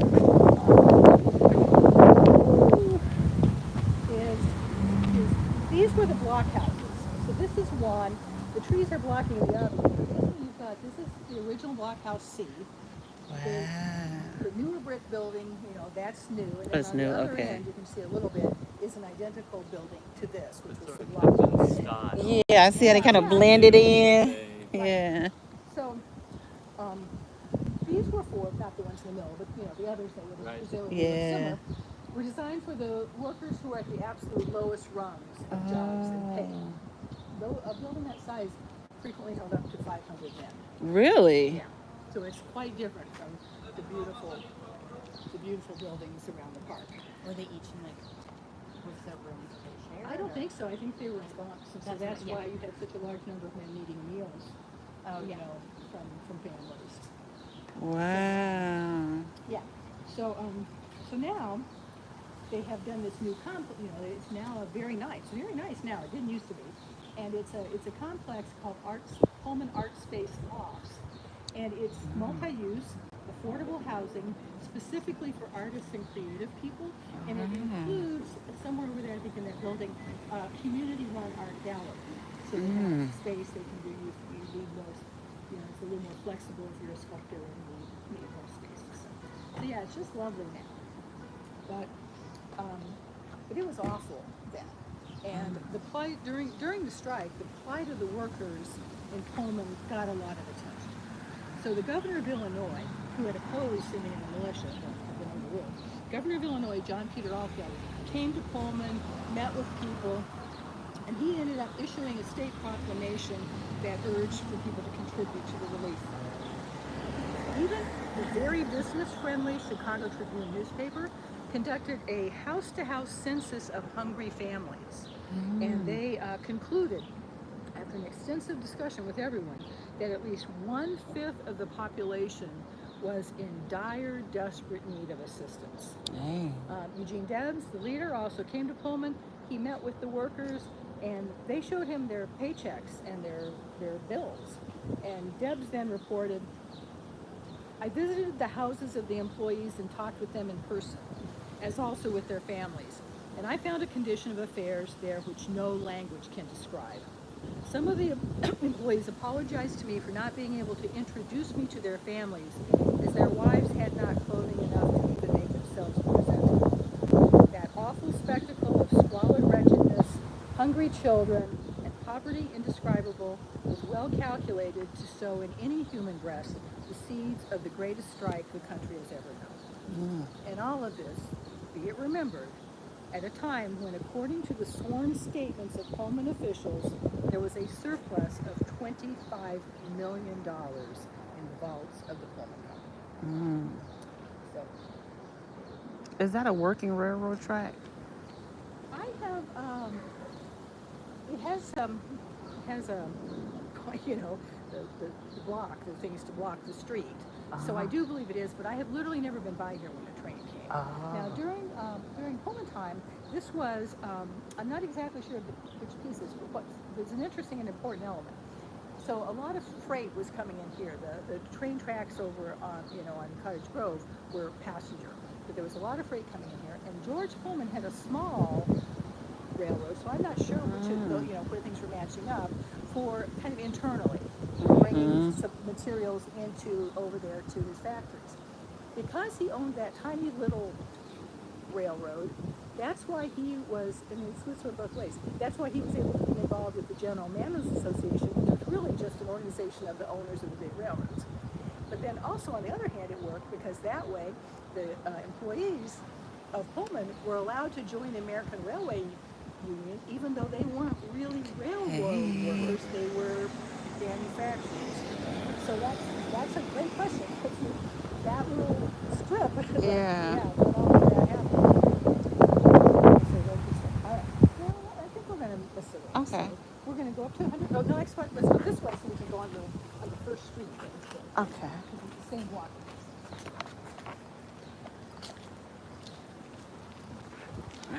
So peaceful over here. Oh, sure. It's So peaceful. It is, isn't it? I wonder if these are the original stones. I'm sure. Yeah. Gosh. The other thing on this street is you'll see a lot of really nice gardens, because this is a big gardening culture here. Is The it? gardens. This is so. When you live in Chicago, you take for granted something.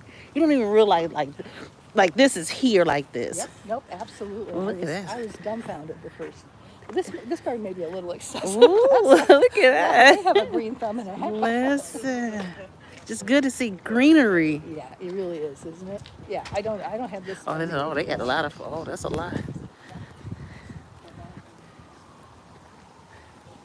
It's too big. Gallery, some gallery. Pour together.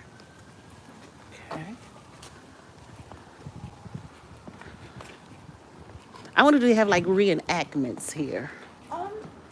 I've heard of one, but it's been a long time. Oh, So okay. I don't know, but yeah, lots of festivals and they have this house walk and. Yeah. So I wouldn't die of shock, but I've only heard of one.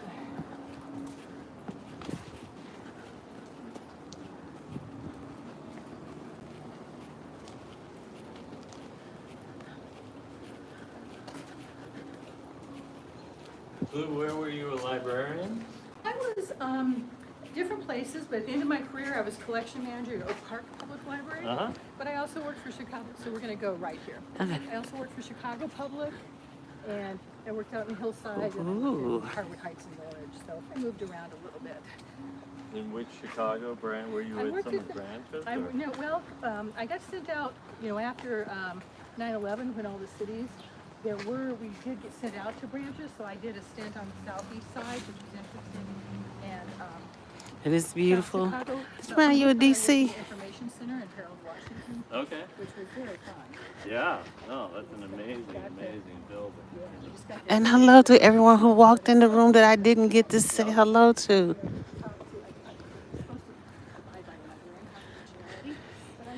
And we are in Pullman.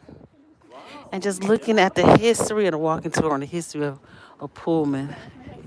And these are homes What brand? that Pullman, that he owned.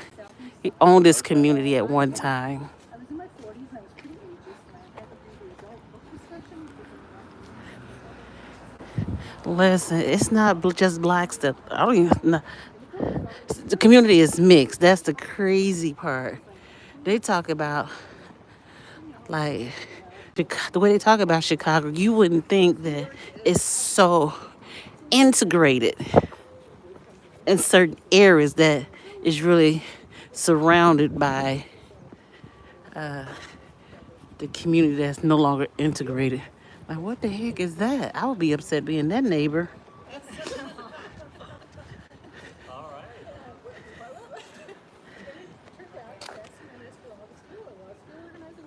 We were at the book discussion. Wow. Hey, prima donna. She said she said they're a big gardening community over here.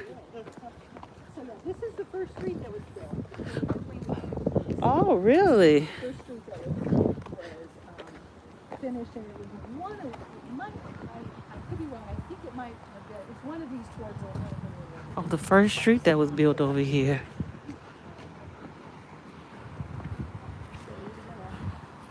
We're gonna cross, let's be careful because we're crossing. Oh, it's a one-way street? So that's 111th, and this is Champlain. Okay.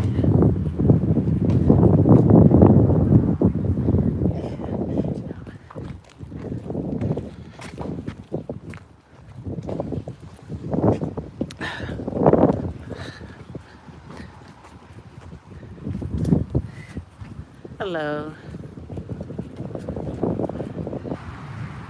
Okay. Oh, how nice. Yeah. Oh, look at the horse. I think that's original. I think it could be. There Oh. were a lot of things with horse. Well, maybe not, but I mean, there were a lot of Oh. things with horse images around. So Okay. that's why I'm thinking maybe it is. Oh, that's the National Parks This is the Visitor Center across the street. right. That's across the street. Okay. So this house, I believe, is the one that the doctor lived in, and he used to basically do a lot of surgeries. Oh, they did a lot of surgery in here? Bought it, and they put a little store in here, and they were Oh my God. Prima donna, this is so cute over here. it was here. Look at this tree. So they probably had good skills already. Yeah, exactly.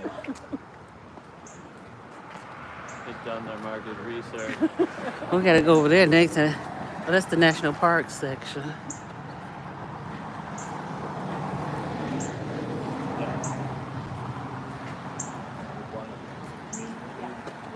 Big gardening community.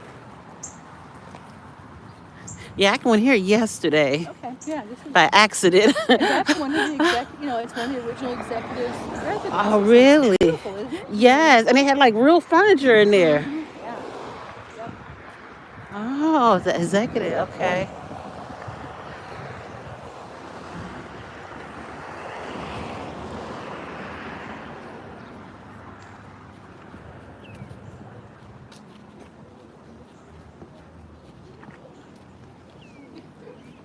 I have not done it.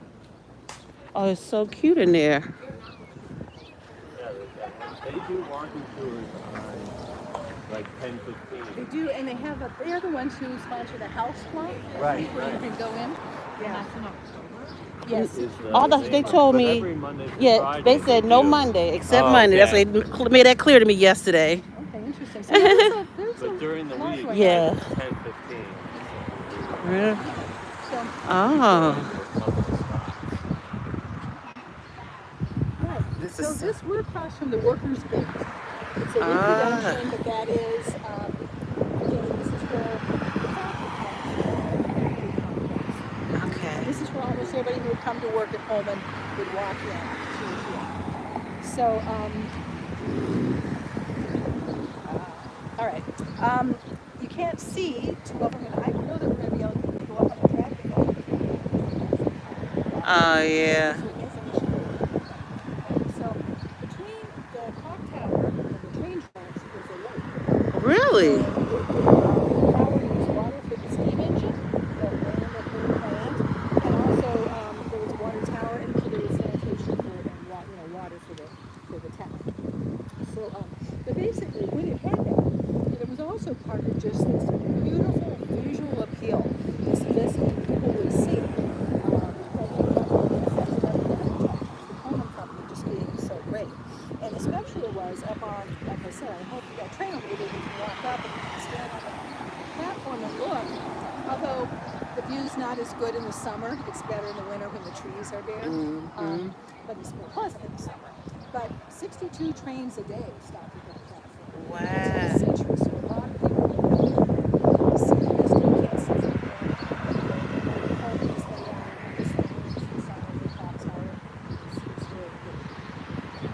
so basically, what the boundaries are what we call corridors down to 115th. The train tracks are Cottage Grove here, and then over by 94, basically kind of the big U.S. Bank building. So that's kind of what this was. So this was all residences and facilities, and at its peak, there were 12,000 people in this area. Wow. How many people living? Do you know? You know, I have found different numbers lower. But no, actually, that's not true. Sometimes they were because of wives and children. I've never found a good number, so Okay. I'm sorry. No, I it's still okay. thought I keep trying, but everything is too squishy. So right now, you know, you've seen a chunk of this. To the north and to the east are industrial areas. You can see in some places there's a 230-foot tall wind turbine. Oh, you can see it right there. Yeah, exactly. That area has very eco-friendly businesses with greenhouses and solar panels. So there's a lot. I'm just kidding. Okay. So across the street, the visitor center is very easy to visit. I recommend it. It's open till 4. It looks like the gates closed, but it's not. It's kind of easy. And it's just right in that clock tower. It's easily accessible. And I very strongly recommend it. It's free. Oh, that's free. Museum in there. They have exhibits. They have great exhibits. They have great rangers, really great restrooms, and they also have a nice gift shop that is surprisingly interesting to me. It has lots of books on between bags, it has labor books, very labor focused. So I don't know how long that will last, but for right now it does. So that's a really good thing. If you walk over, you're going to see a very prominent landscaping feature. As when we head back, you'll be able to look back and see it, which are pits, what they call pits, or trenches. That's the ones that go like that. And these trenches, you'll see rails down the middle of it. And this was part of the device that rode on those which used to be for the work. So there's transportation. There's also scattered in that landscaping. You'll see limestone rocks around. And those are all part of the facade of the demolished in 1957. So this big building on the right, these are the erected sheds where they would basically put the cars together and do the finish work on it. And you can see the damage. So there was this terrible arson fire in 1998 that basically completely destroyed the home. The clock tower was pretty much almost entirely rebuilt. And they lost 2 of these erecting sheds and a number of other factory buildings that would be behind it and further. There's only 5% of that original area of those buildings. There's only 5% of those left remaining. But you can walk and get a very good view into it. This building is damaged, but I believe it has been very well stabilized. So what's an interesting fact is big changes happened there because train cars were originally all wood, and that was fine, except that wooden cars were very dangerous. Like when there was a wreck, they would splinter, but much, much worse, they had fires. And there was one particularly famous and really horrific fire in a wooden train car that happened near Chicago in 1918, I believe, yeah. And it killed 60 circus performers. An empty troop train slammed into the circus train, and it was a horrific death, and most of those deaths were due to fire. So it was an unbelievable tragedy, but the good thing is it really started the country to move away with the train cars, and they moved into steel. So that changed all the production here. You no longer had woodworkers and carpenters. You had riveters and welders who were putting cars together. They still got finished. They were still very beautiful. They would finish them with stencil painting, but they didn't have You can slide on in it. So basically, the world was, trains changed, the world was changing. Pullman made a lot of organizational adjustments. Its workforce was diversifying, and then basically the modern world arrived. So airplanes and automobiles are what killed the Pullman company. The last train car was made in 1981. 1981, wow. So I want to wrap up with just a couple of things. Okay.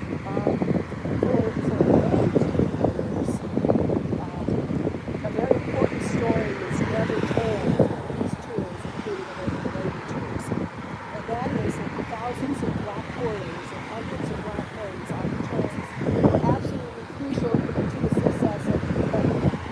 They, in fact, generated much of Pullman's wealth. The porters were not even paid wages at first. They had to work for tips only. They were insultingly called George by white customers, and they were expected to work cover 11,000 miles a month for 20-hour days. Living in Pullman was not really open to them. They lived north in the Brownsville neighborhood, but also along the train lines, depending on their routes. That was a little different than factory workers. Their union, the Brotherhood of Sleeping Car Porters, was founded in 1925 in New York, and a crucial element of their success was their ladies' auxiliary groups, who were women who were fundamental in building the union and keeping it going with fundraising and actions until they finally did the Brotherhood of Sleeping Car Porters basically fueled the Great Migration and launched the Civil Rights Movement. So I really strongly recommend you take a chance to learn that story. If you can, visit the National A. Philip Randolph Pullman Porters Museum on 104. Oh. It's been closed for a while, but it's cool because they're expanding. But you need to check their website and make sure they're open before you visit. It is exciting. They recently broke ground on a new museum to go with it on their museum campus. It's called the Ladies Auxiliary Women's History Museum. So that campus was founded by Dr. Lynn Hughes, and it's directed by Dr. David Peterson, and their private center sits on as well. So that's really good. And an important element now here in Pullman is actually the industry now is sort of tourism, actually. See. Things have changed so much. And while in one sense, absolutely, Pullman is a living museum of labor history, architecture, city planning. You have to remember it's also a vibrant and wonderful neighborhood. A longtime resident told me that, which you include, so I'm just quoting him, that houses are in the 140 to 280 range, taxes are low, and a lot of families are The 140 is not bad. So like I said, I think we're happy to go up on the platform. So as we go a little closer, I'll tell you a little bit about what it's like. after Yes, we're I will. done, I'll we'll show you. take It's a very walk up easy. there. Yeah, yeah, yeah. And maybe this train will just pull out now.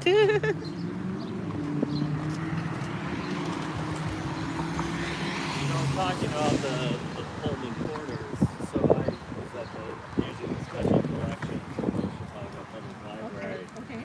the Pullman collection, and looking through the magazines that they The put journal? out. Like the journal? Yeah, the Pullman Car Works, I forget what it's called. Yeah. And it was fascinating to see, because the earliest ones were from like 1916. But then you could see how they would use the Pullman, the porters for their advertising. You know, and how they started integrating the Back where we started from advertising, yesterday. how great That's the Florence porters Hotel. were. You know, they used them as a selling point. For it's really, and then they're paying people nothing. You know, they're fighting. Pullman, that's the national park over there. The Florida, exactly. And there were baseball teams, there were musicians. Historic there were site. pictures of these things. Memorial. They created sporting events for them, and we talk about, you know, who won these things and how they owed everything to Pullman, and it really, it was effective, but it's also It was a the good walk. willingness to exploit the labor completely. Exactly. It just dehumanized the people doing the work. Oh, look at that. Lake Vista Illinois Central Railroad Depot. The railroad basically. Yeah, so to get up there. What's yeah, oh yeah, I'm sorry. Yeah, it's very easy. It's on this side. So on 111th, it's on this side. There are just steps right up. Okay. There's it's commuter lines, so they're fairly well maintained. Yeah. But use the handrail. And then they're right now they have two different levels when you get up to the platform. I think they're doing work on Sundays, so they're moving trains on the lower platform, but you can walk and then just walk up some more stairs and you'll be up on the platform. And it's worth walking a little bit down to the farther end. You can see a little bit more. But what you can also see is the train is moving. Go. Keep going, keep going. Oh, these trains are horrible out here. Just parallel parking. Because on the other side, it's interesting. The other side is the neighborhood, in Kensington, a little bit farther south, where all the bars came in. Because and Pullman owned some land over there and had some control because he deigned to allow two other churches buildings over there as long as they stayed on that side. But he didn't completely control it. And since this was completely dry, basically it came in and there's a whole world of stable operation, and they sold a lot of beer to Pullman. Just north of us, which would even be hard to see from up there, is Gwendolyn Brooks High School, which is on the land of at least part of the buildings originally the Pullman Tech School. Oh, wow. So, it means it was a long time ago, but I think at least some of the legacy buildings are still there. It's obviously expanded. So Pullman was doing everything. His architect did not think through very well. The original elementary school, right down there, past the stables, and the railroad was not raised, so it was at ground level. So it was like the worst place for the school. And I don't know the process that got it up to on a berm, but obviously much better. So.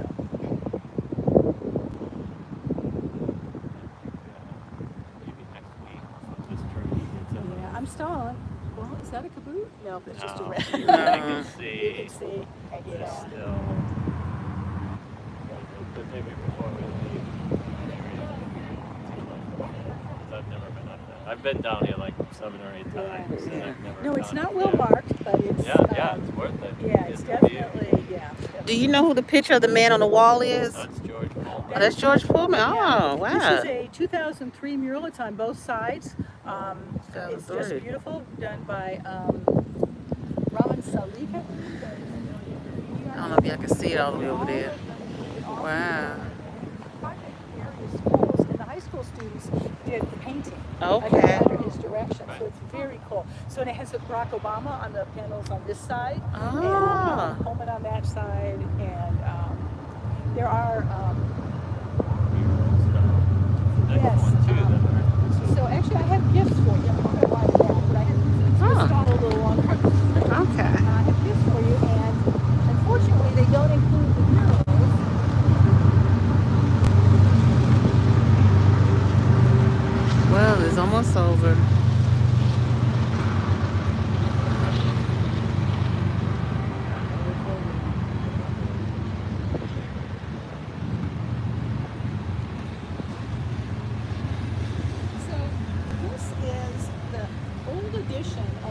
walking tour booklet of this.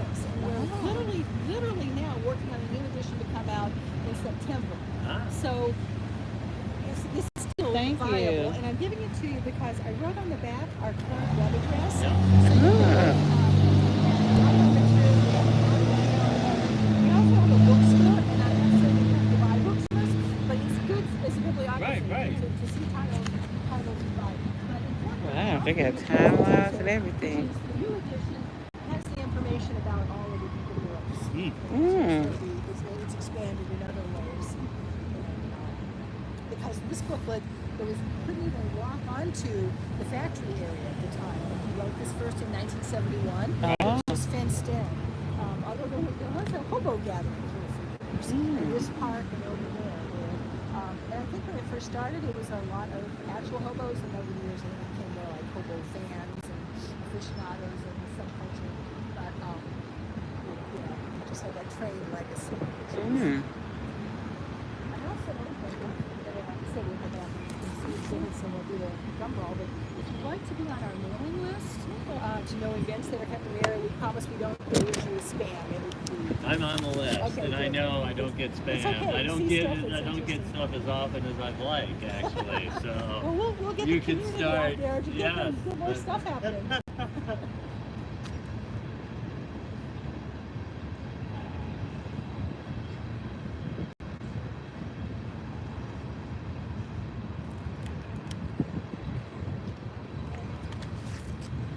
So are you familiar with the athletic island that Pullman built? Well, I knew for you were the reading sports. about it Yeah, at the time. pretty. Yeah. So, when we were talking about soccer, I was thinking about it. It had to be so appealing to people. They could come here, they could play sports, the kids could. Exactly, and the schools, I mean, all the things, but the exploitation was, there was a huge price. It would have been an amazing place to live if only, even with his wealth, if only modest adjustments had been made so that people could live on the wage. Right. But, So unfortunately, we're not learning that lesson. No. not. And, Not even close. Climate change alone should give us some things that the whole profit model motive thing is not maybe what the base should be, but all right, well, I guess we're going to get Yeah, because it's one going both ways. I will never, yeah. But didn't the hotel open up, well, the restaurant open up once? Yes, there was. I remembered. It was for a number of years. I came here a couple times in the 80s and maybe the 90s. Maybe the 90s. Yeah. I don't know how, it may have gone on much longer than that. But yeah, it was nice. You come here and it was a good-sized dining. I mean, it wasn't huge, but it was a good-sized dining room, as I remember. Really? It's funny, like when you hear stuff and they say they open, you have to go because you don't never know That is so true. what's going to happen next. That is so true. And I wondered, like, just out of thought, like some of these old trees, were these original trees or were they brought? That's a good question. I do not know that. But the gardening club, I bet. Oh, yeah, I'm sure they know, yeah. I asked them to tell me that because they know everything. And George Pullman actually hired over 100 gardeners. Really? They took care of the public area, but they also at the time did everyone's front yard. Nice. But that way he was able to make sure it was nice, Right. The way he liked it. No ulterior motive. Yeah, what is the oldest tree out here? But I was very sad to see, another one tree though went across the limb. Now, when was this mural? That's the labor mural? Yeah, this mural, I'm sorry, I don't have the dates at my fingertips, but they'll know inside. They actually sell t-shirts with the mural on it, which I've been wanting to buy, but they don't have anything close to my size. So. Okay.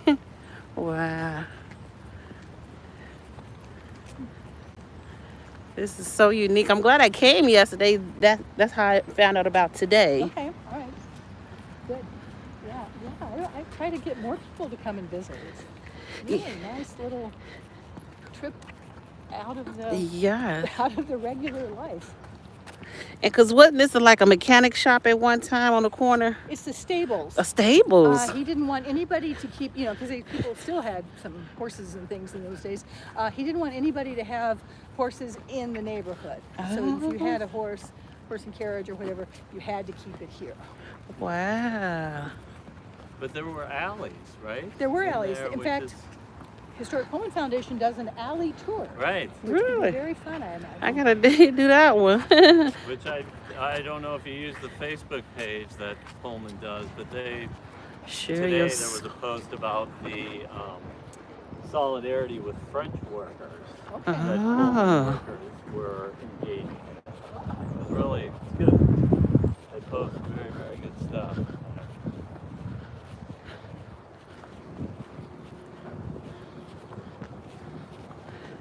$19.53.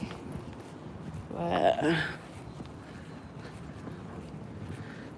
Yeah, the Pullman Foundation has so many cool things. Right. They have George Pullman's bed frame in their, Okay. in their files. And really, oh, look at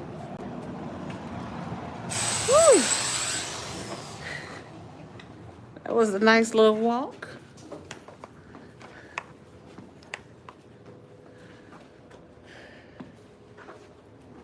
I'll show you the gumball exhibit. Oh yeah, I did see that. It's artists who live in town. You're in Pullman. This together. It's got a lot going on, so I don't pretend to understand.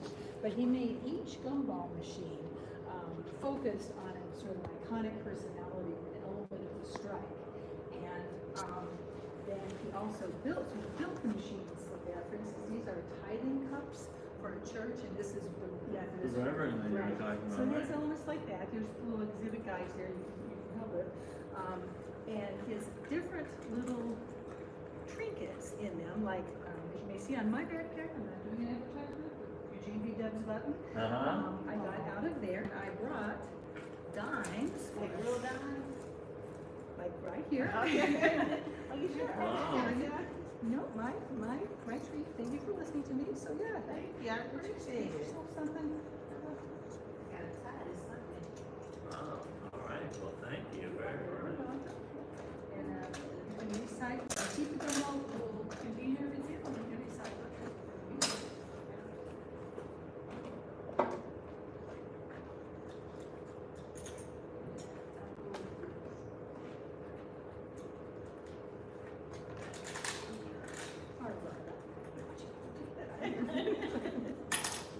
Some is small writing. Oh, right, like I can read that. Subscription library. Okay, I just take a picture and blow it up. Yeah. What is this, kindergarten? The compass. Yeah. That's what I was gonna get.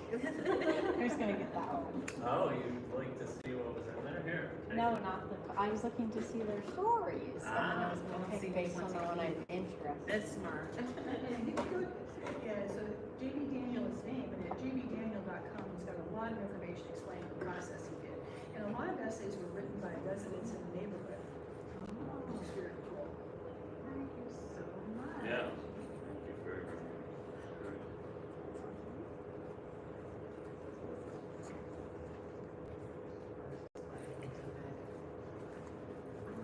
Well, I appreciate you, Miss Well, Blue thank- Jean. Thank you for listening to me. That is interesting.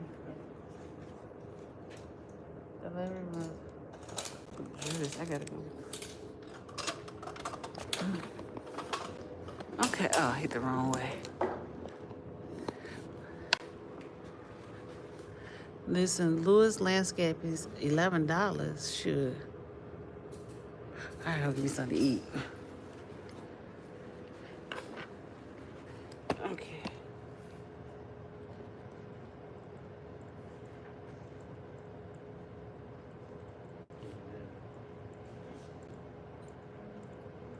What was it? Yeah, open it. Do you think it's just a ball of potatoes? Okay. All right.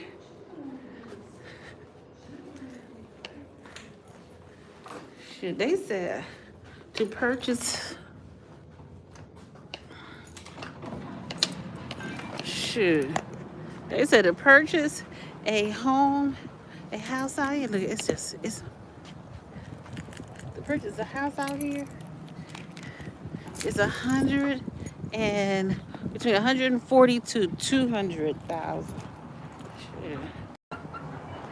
Hey Tina P, me too. I work in the appetite watching you.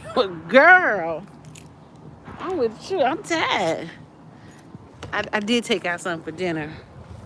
These glasses killing me. But I'm glad you stayed, Tina P. The four I see is four stayed. Hold on.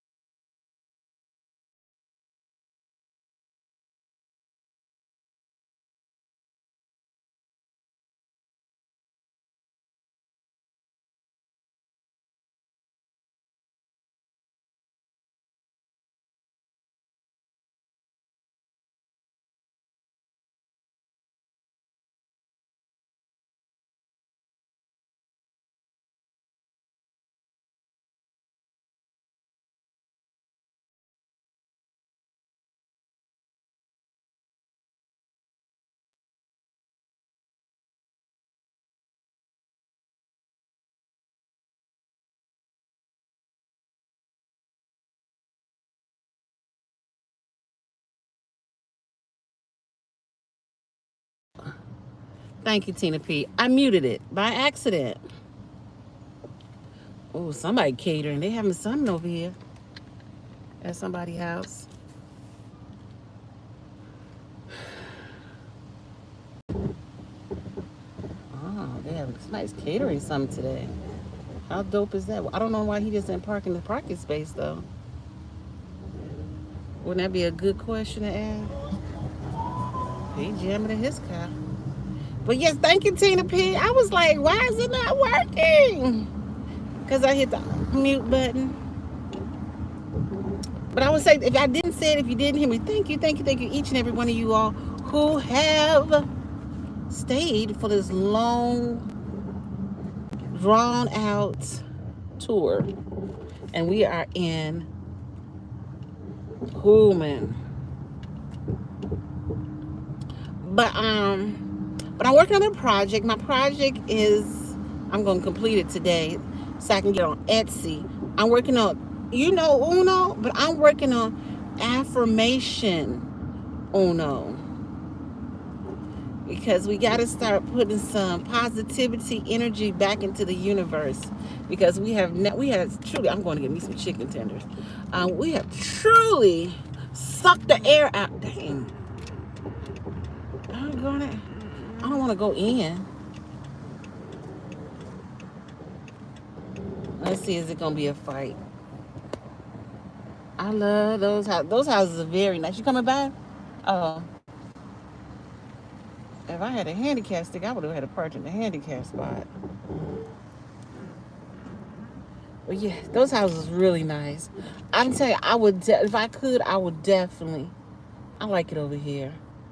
And they say the taxes are low. And you know what? I don't hear a lot of crime over here. I do not hear a lot of crime going on. And as you can see, it's so diverse. Now on the other side of the viaduct, it ain't that diverse. I can tell you that. I'm thirsty. Oh, and I got water. So I'm glad that we were able to do the road trip, and but we're gonna go. As soon as I leave out of McDonald's, we're gonna go look at Pope House.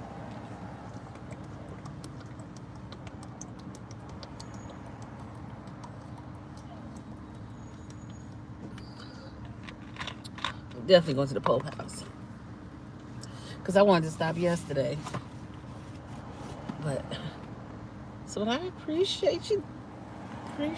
Yeah, them homes were nice. This I don't feel like going. This is only the quickest place I know. People probably don't move anyway. Oh yeah, that's true. From there very often. I agree with you on that. I agree.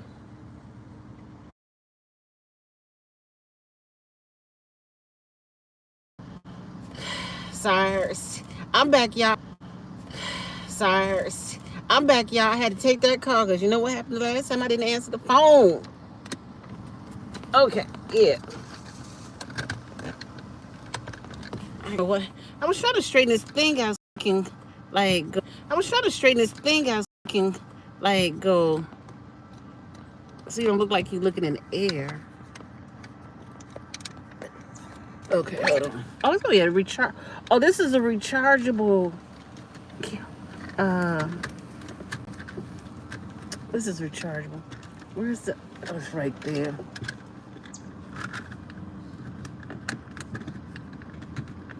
The smart thing to do is go home and cook.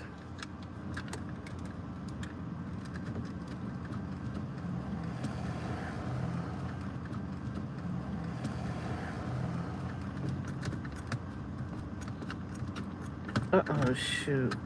I done messed up, y'all. I done messed up. Hold on.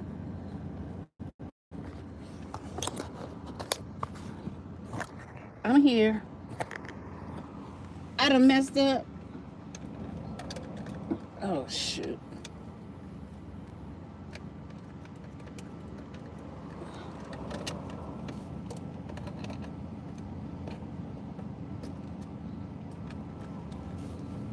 Okay.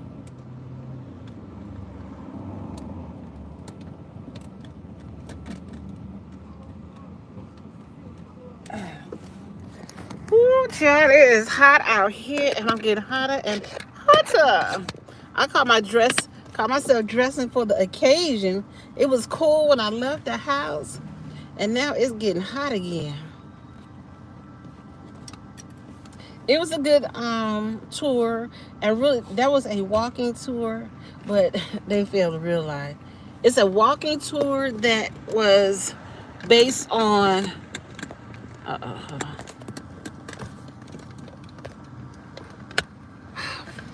I keep messing this up.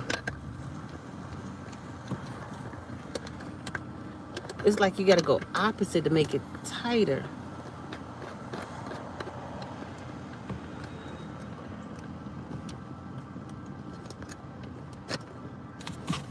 I ain't never seen a Burger King it's not Burger King, McDonald's that take this long. Oh, this walking tour was based on labor, the labor union, the labor. 104 degrees, heat index. Heck, oh, my sister's in Orlando. They went to some concert.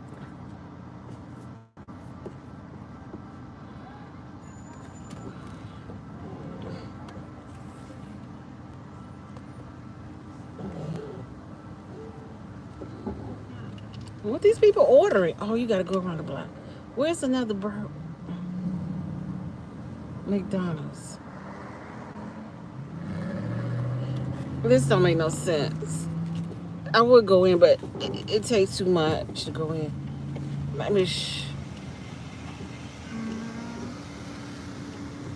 Oh, I was right there, huh? But then you got to go around the block.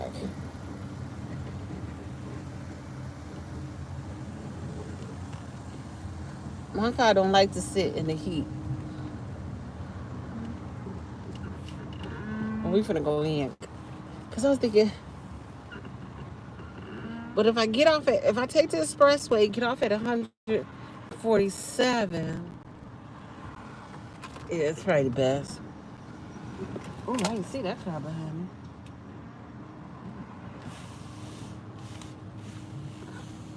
They crazy with this. What that? Hey, Carol. Oh, the alderman has already. Hold on. She said alderman has already revised the area. He has brought so many business in the area. Who you talking about? You know, Alderman Bill?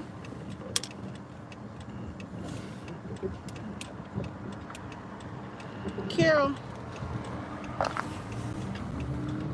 Ooh, we need air. Which alderman are you speaking of? I should have did this at first, y'all. Oh, so we not even gonna go past Dalton. I mean, maybe we could. Let's see. I gotta find something to eat. Oh, this is the railroad track. My sister gotta eat. I wait too late to cook. Oh, that's Reverend Meeks' church. You know Reverend Meeks? It's my Alderman Bill.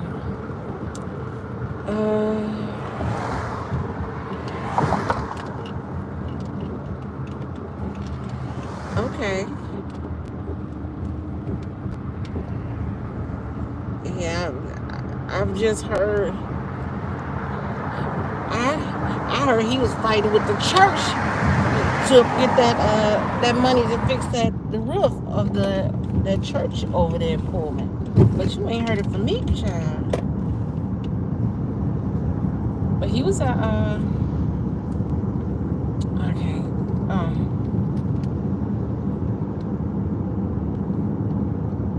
I gotta figure out. Oh, I forget. Well, I got somewhere to go tomorrow. Don't let me forget. 11:30. I might drive this car. Yeah. Well, I'm glad that. Yeah, he has done a lot because. I wish you had said something because I forgot there's a Chick-fil-A. Oh, Chick-fil-A ain't open today. Culver's over there. You're right. She right.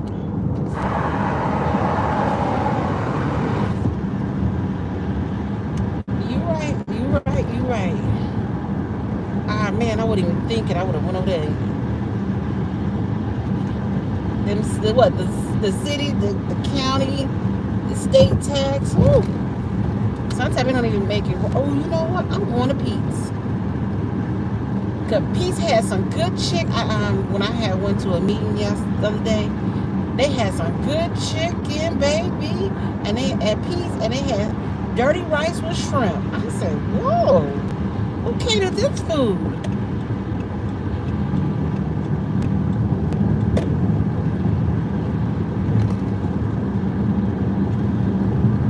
Yes, ma'am. I'm going to Pete's because I'm going to spend the same amount at McDonald's. Yeah. And I can just eat off the buffet.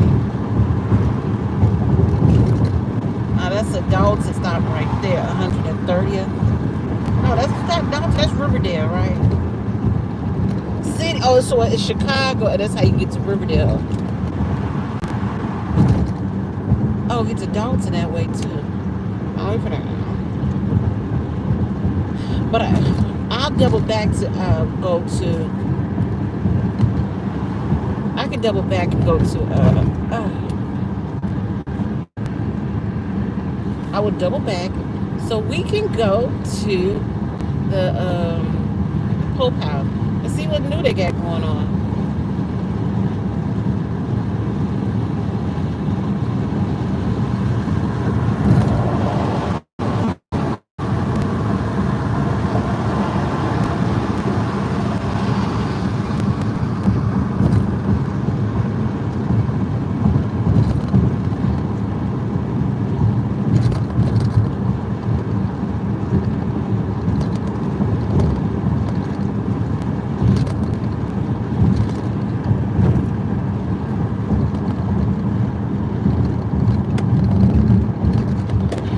These are the Sunday drivers, y'all.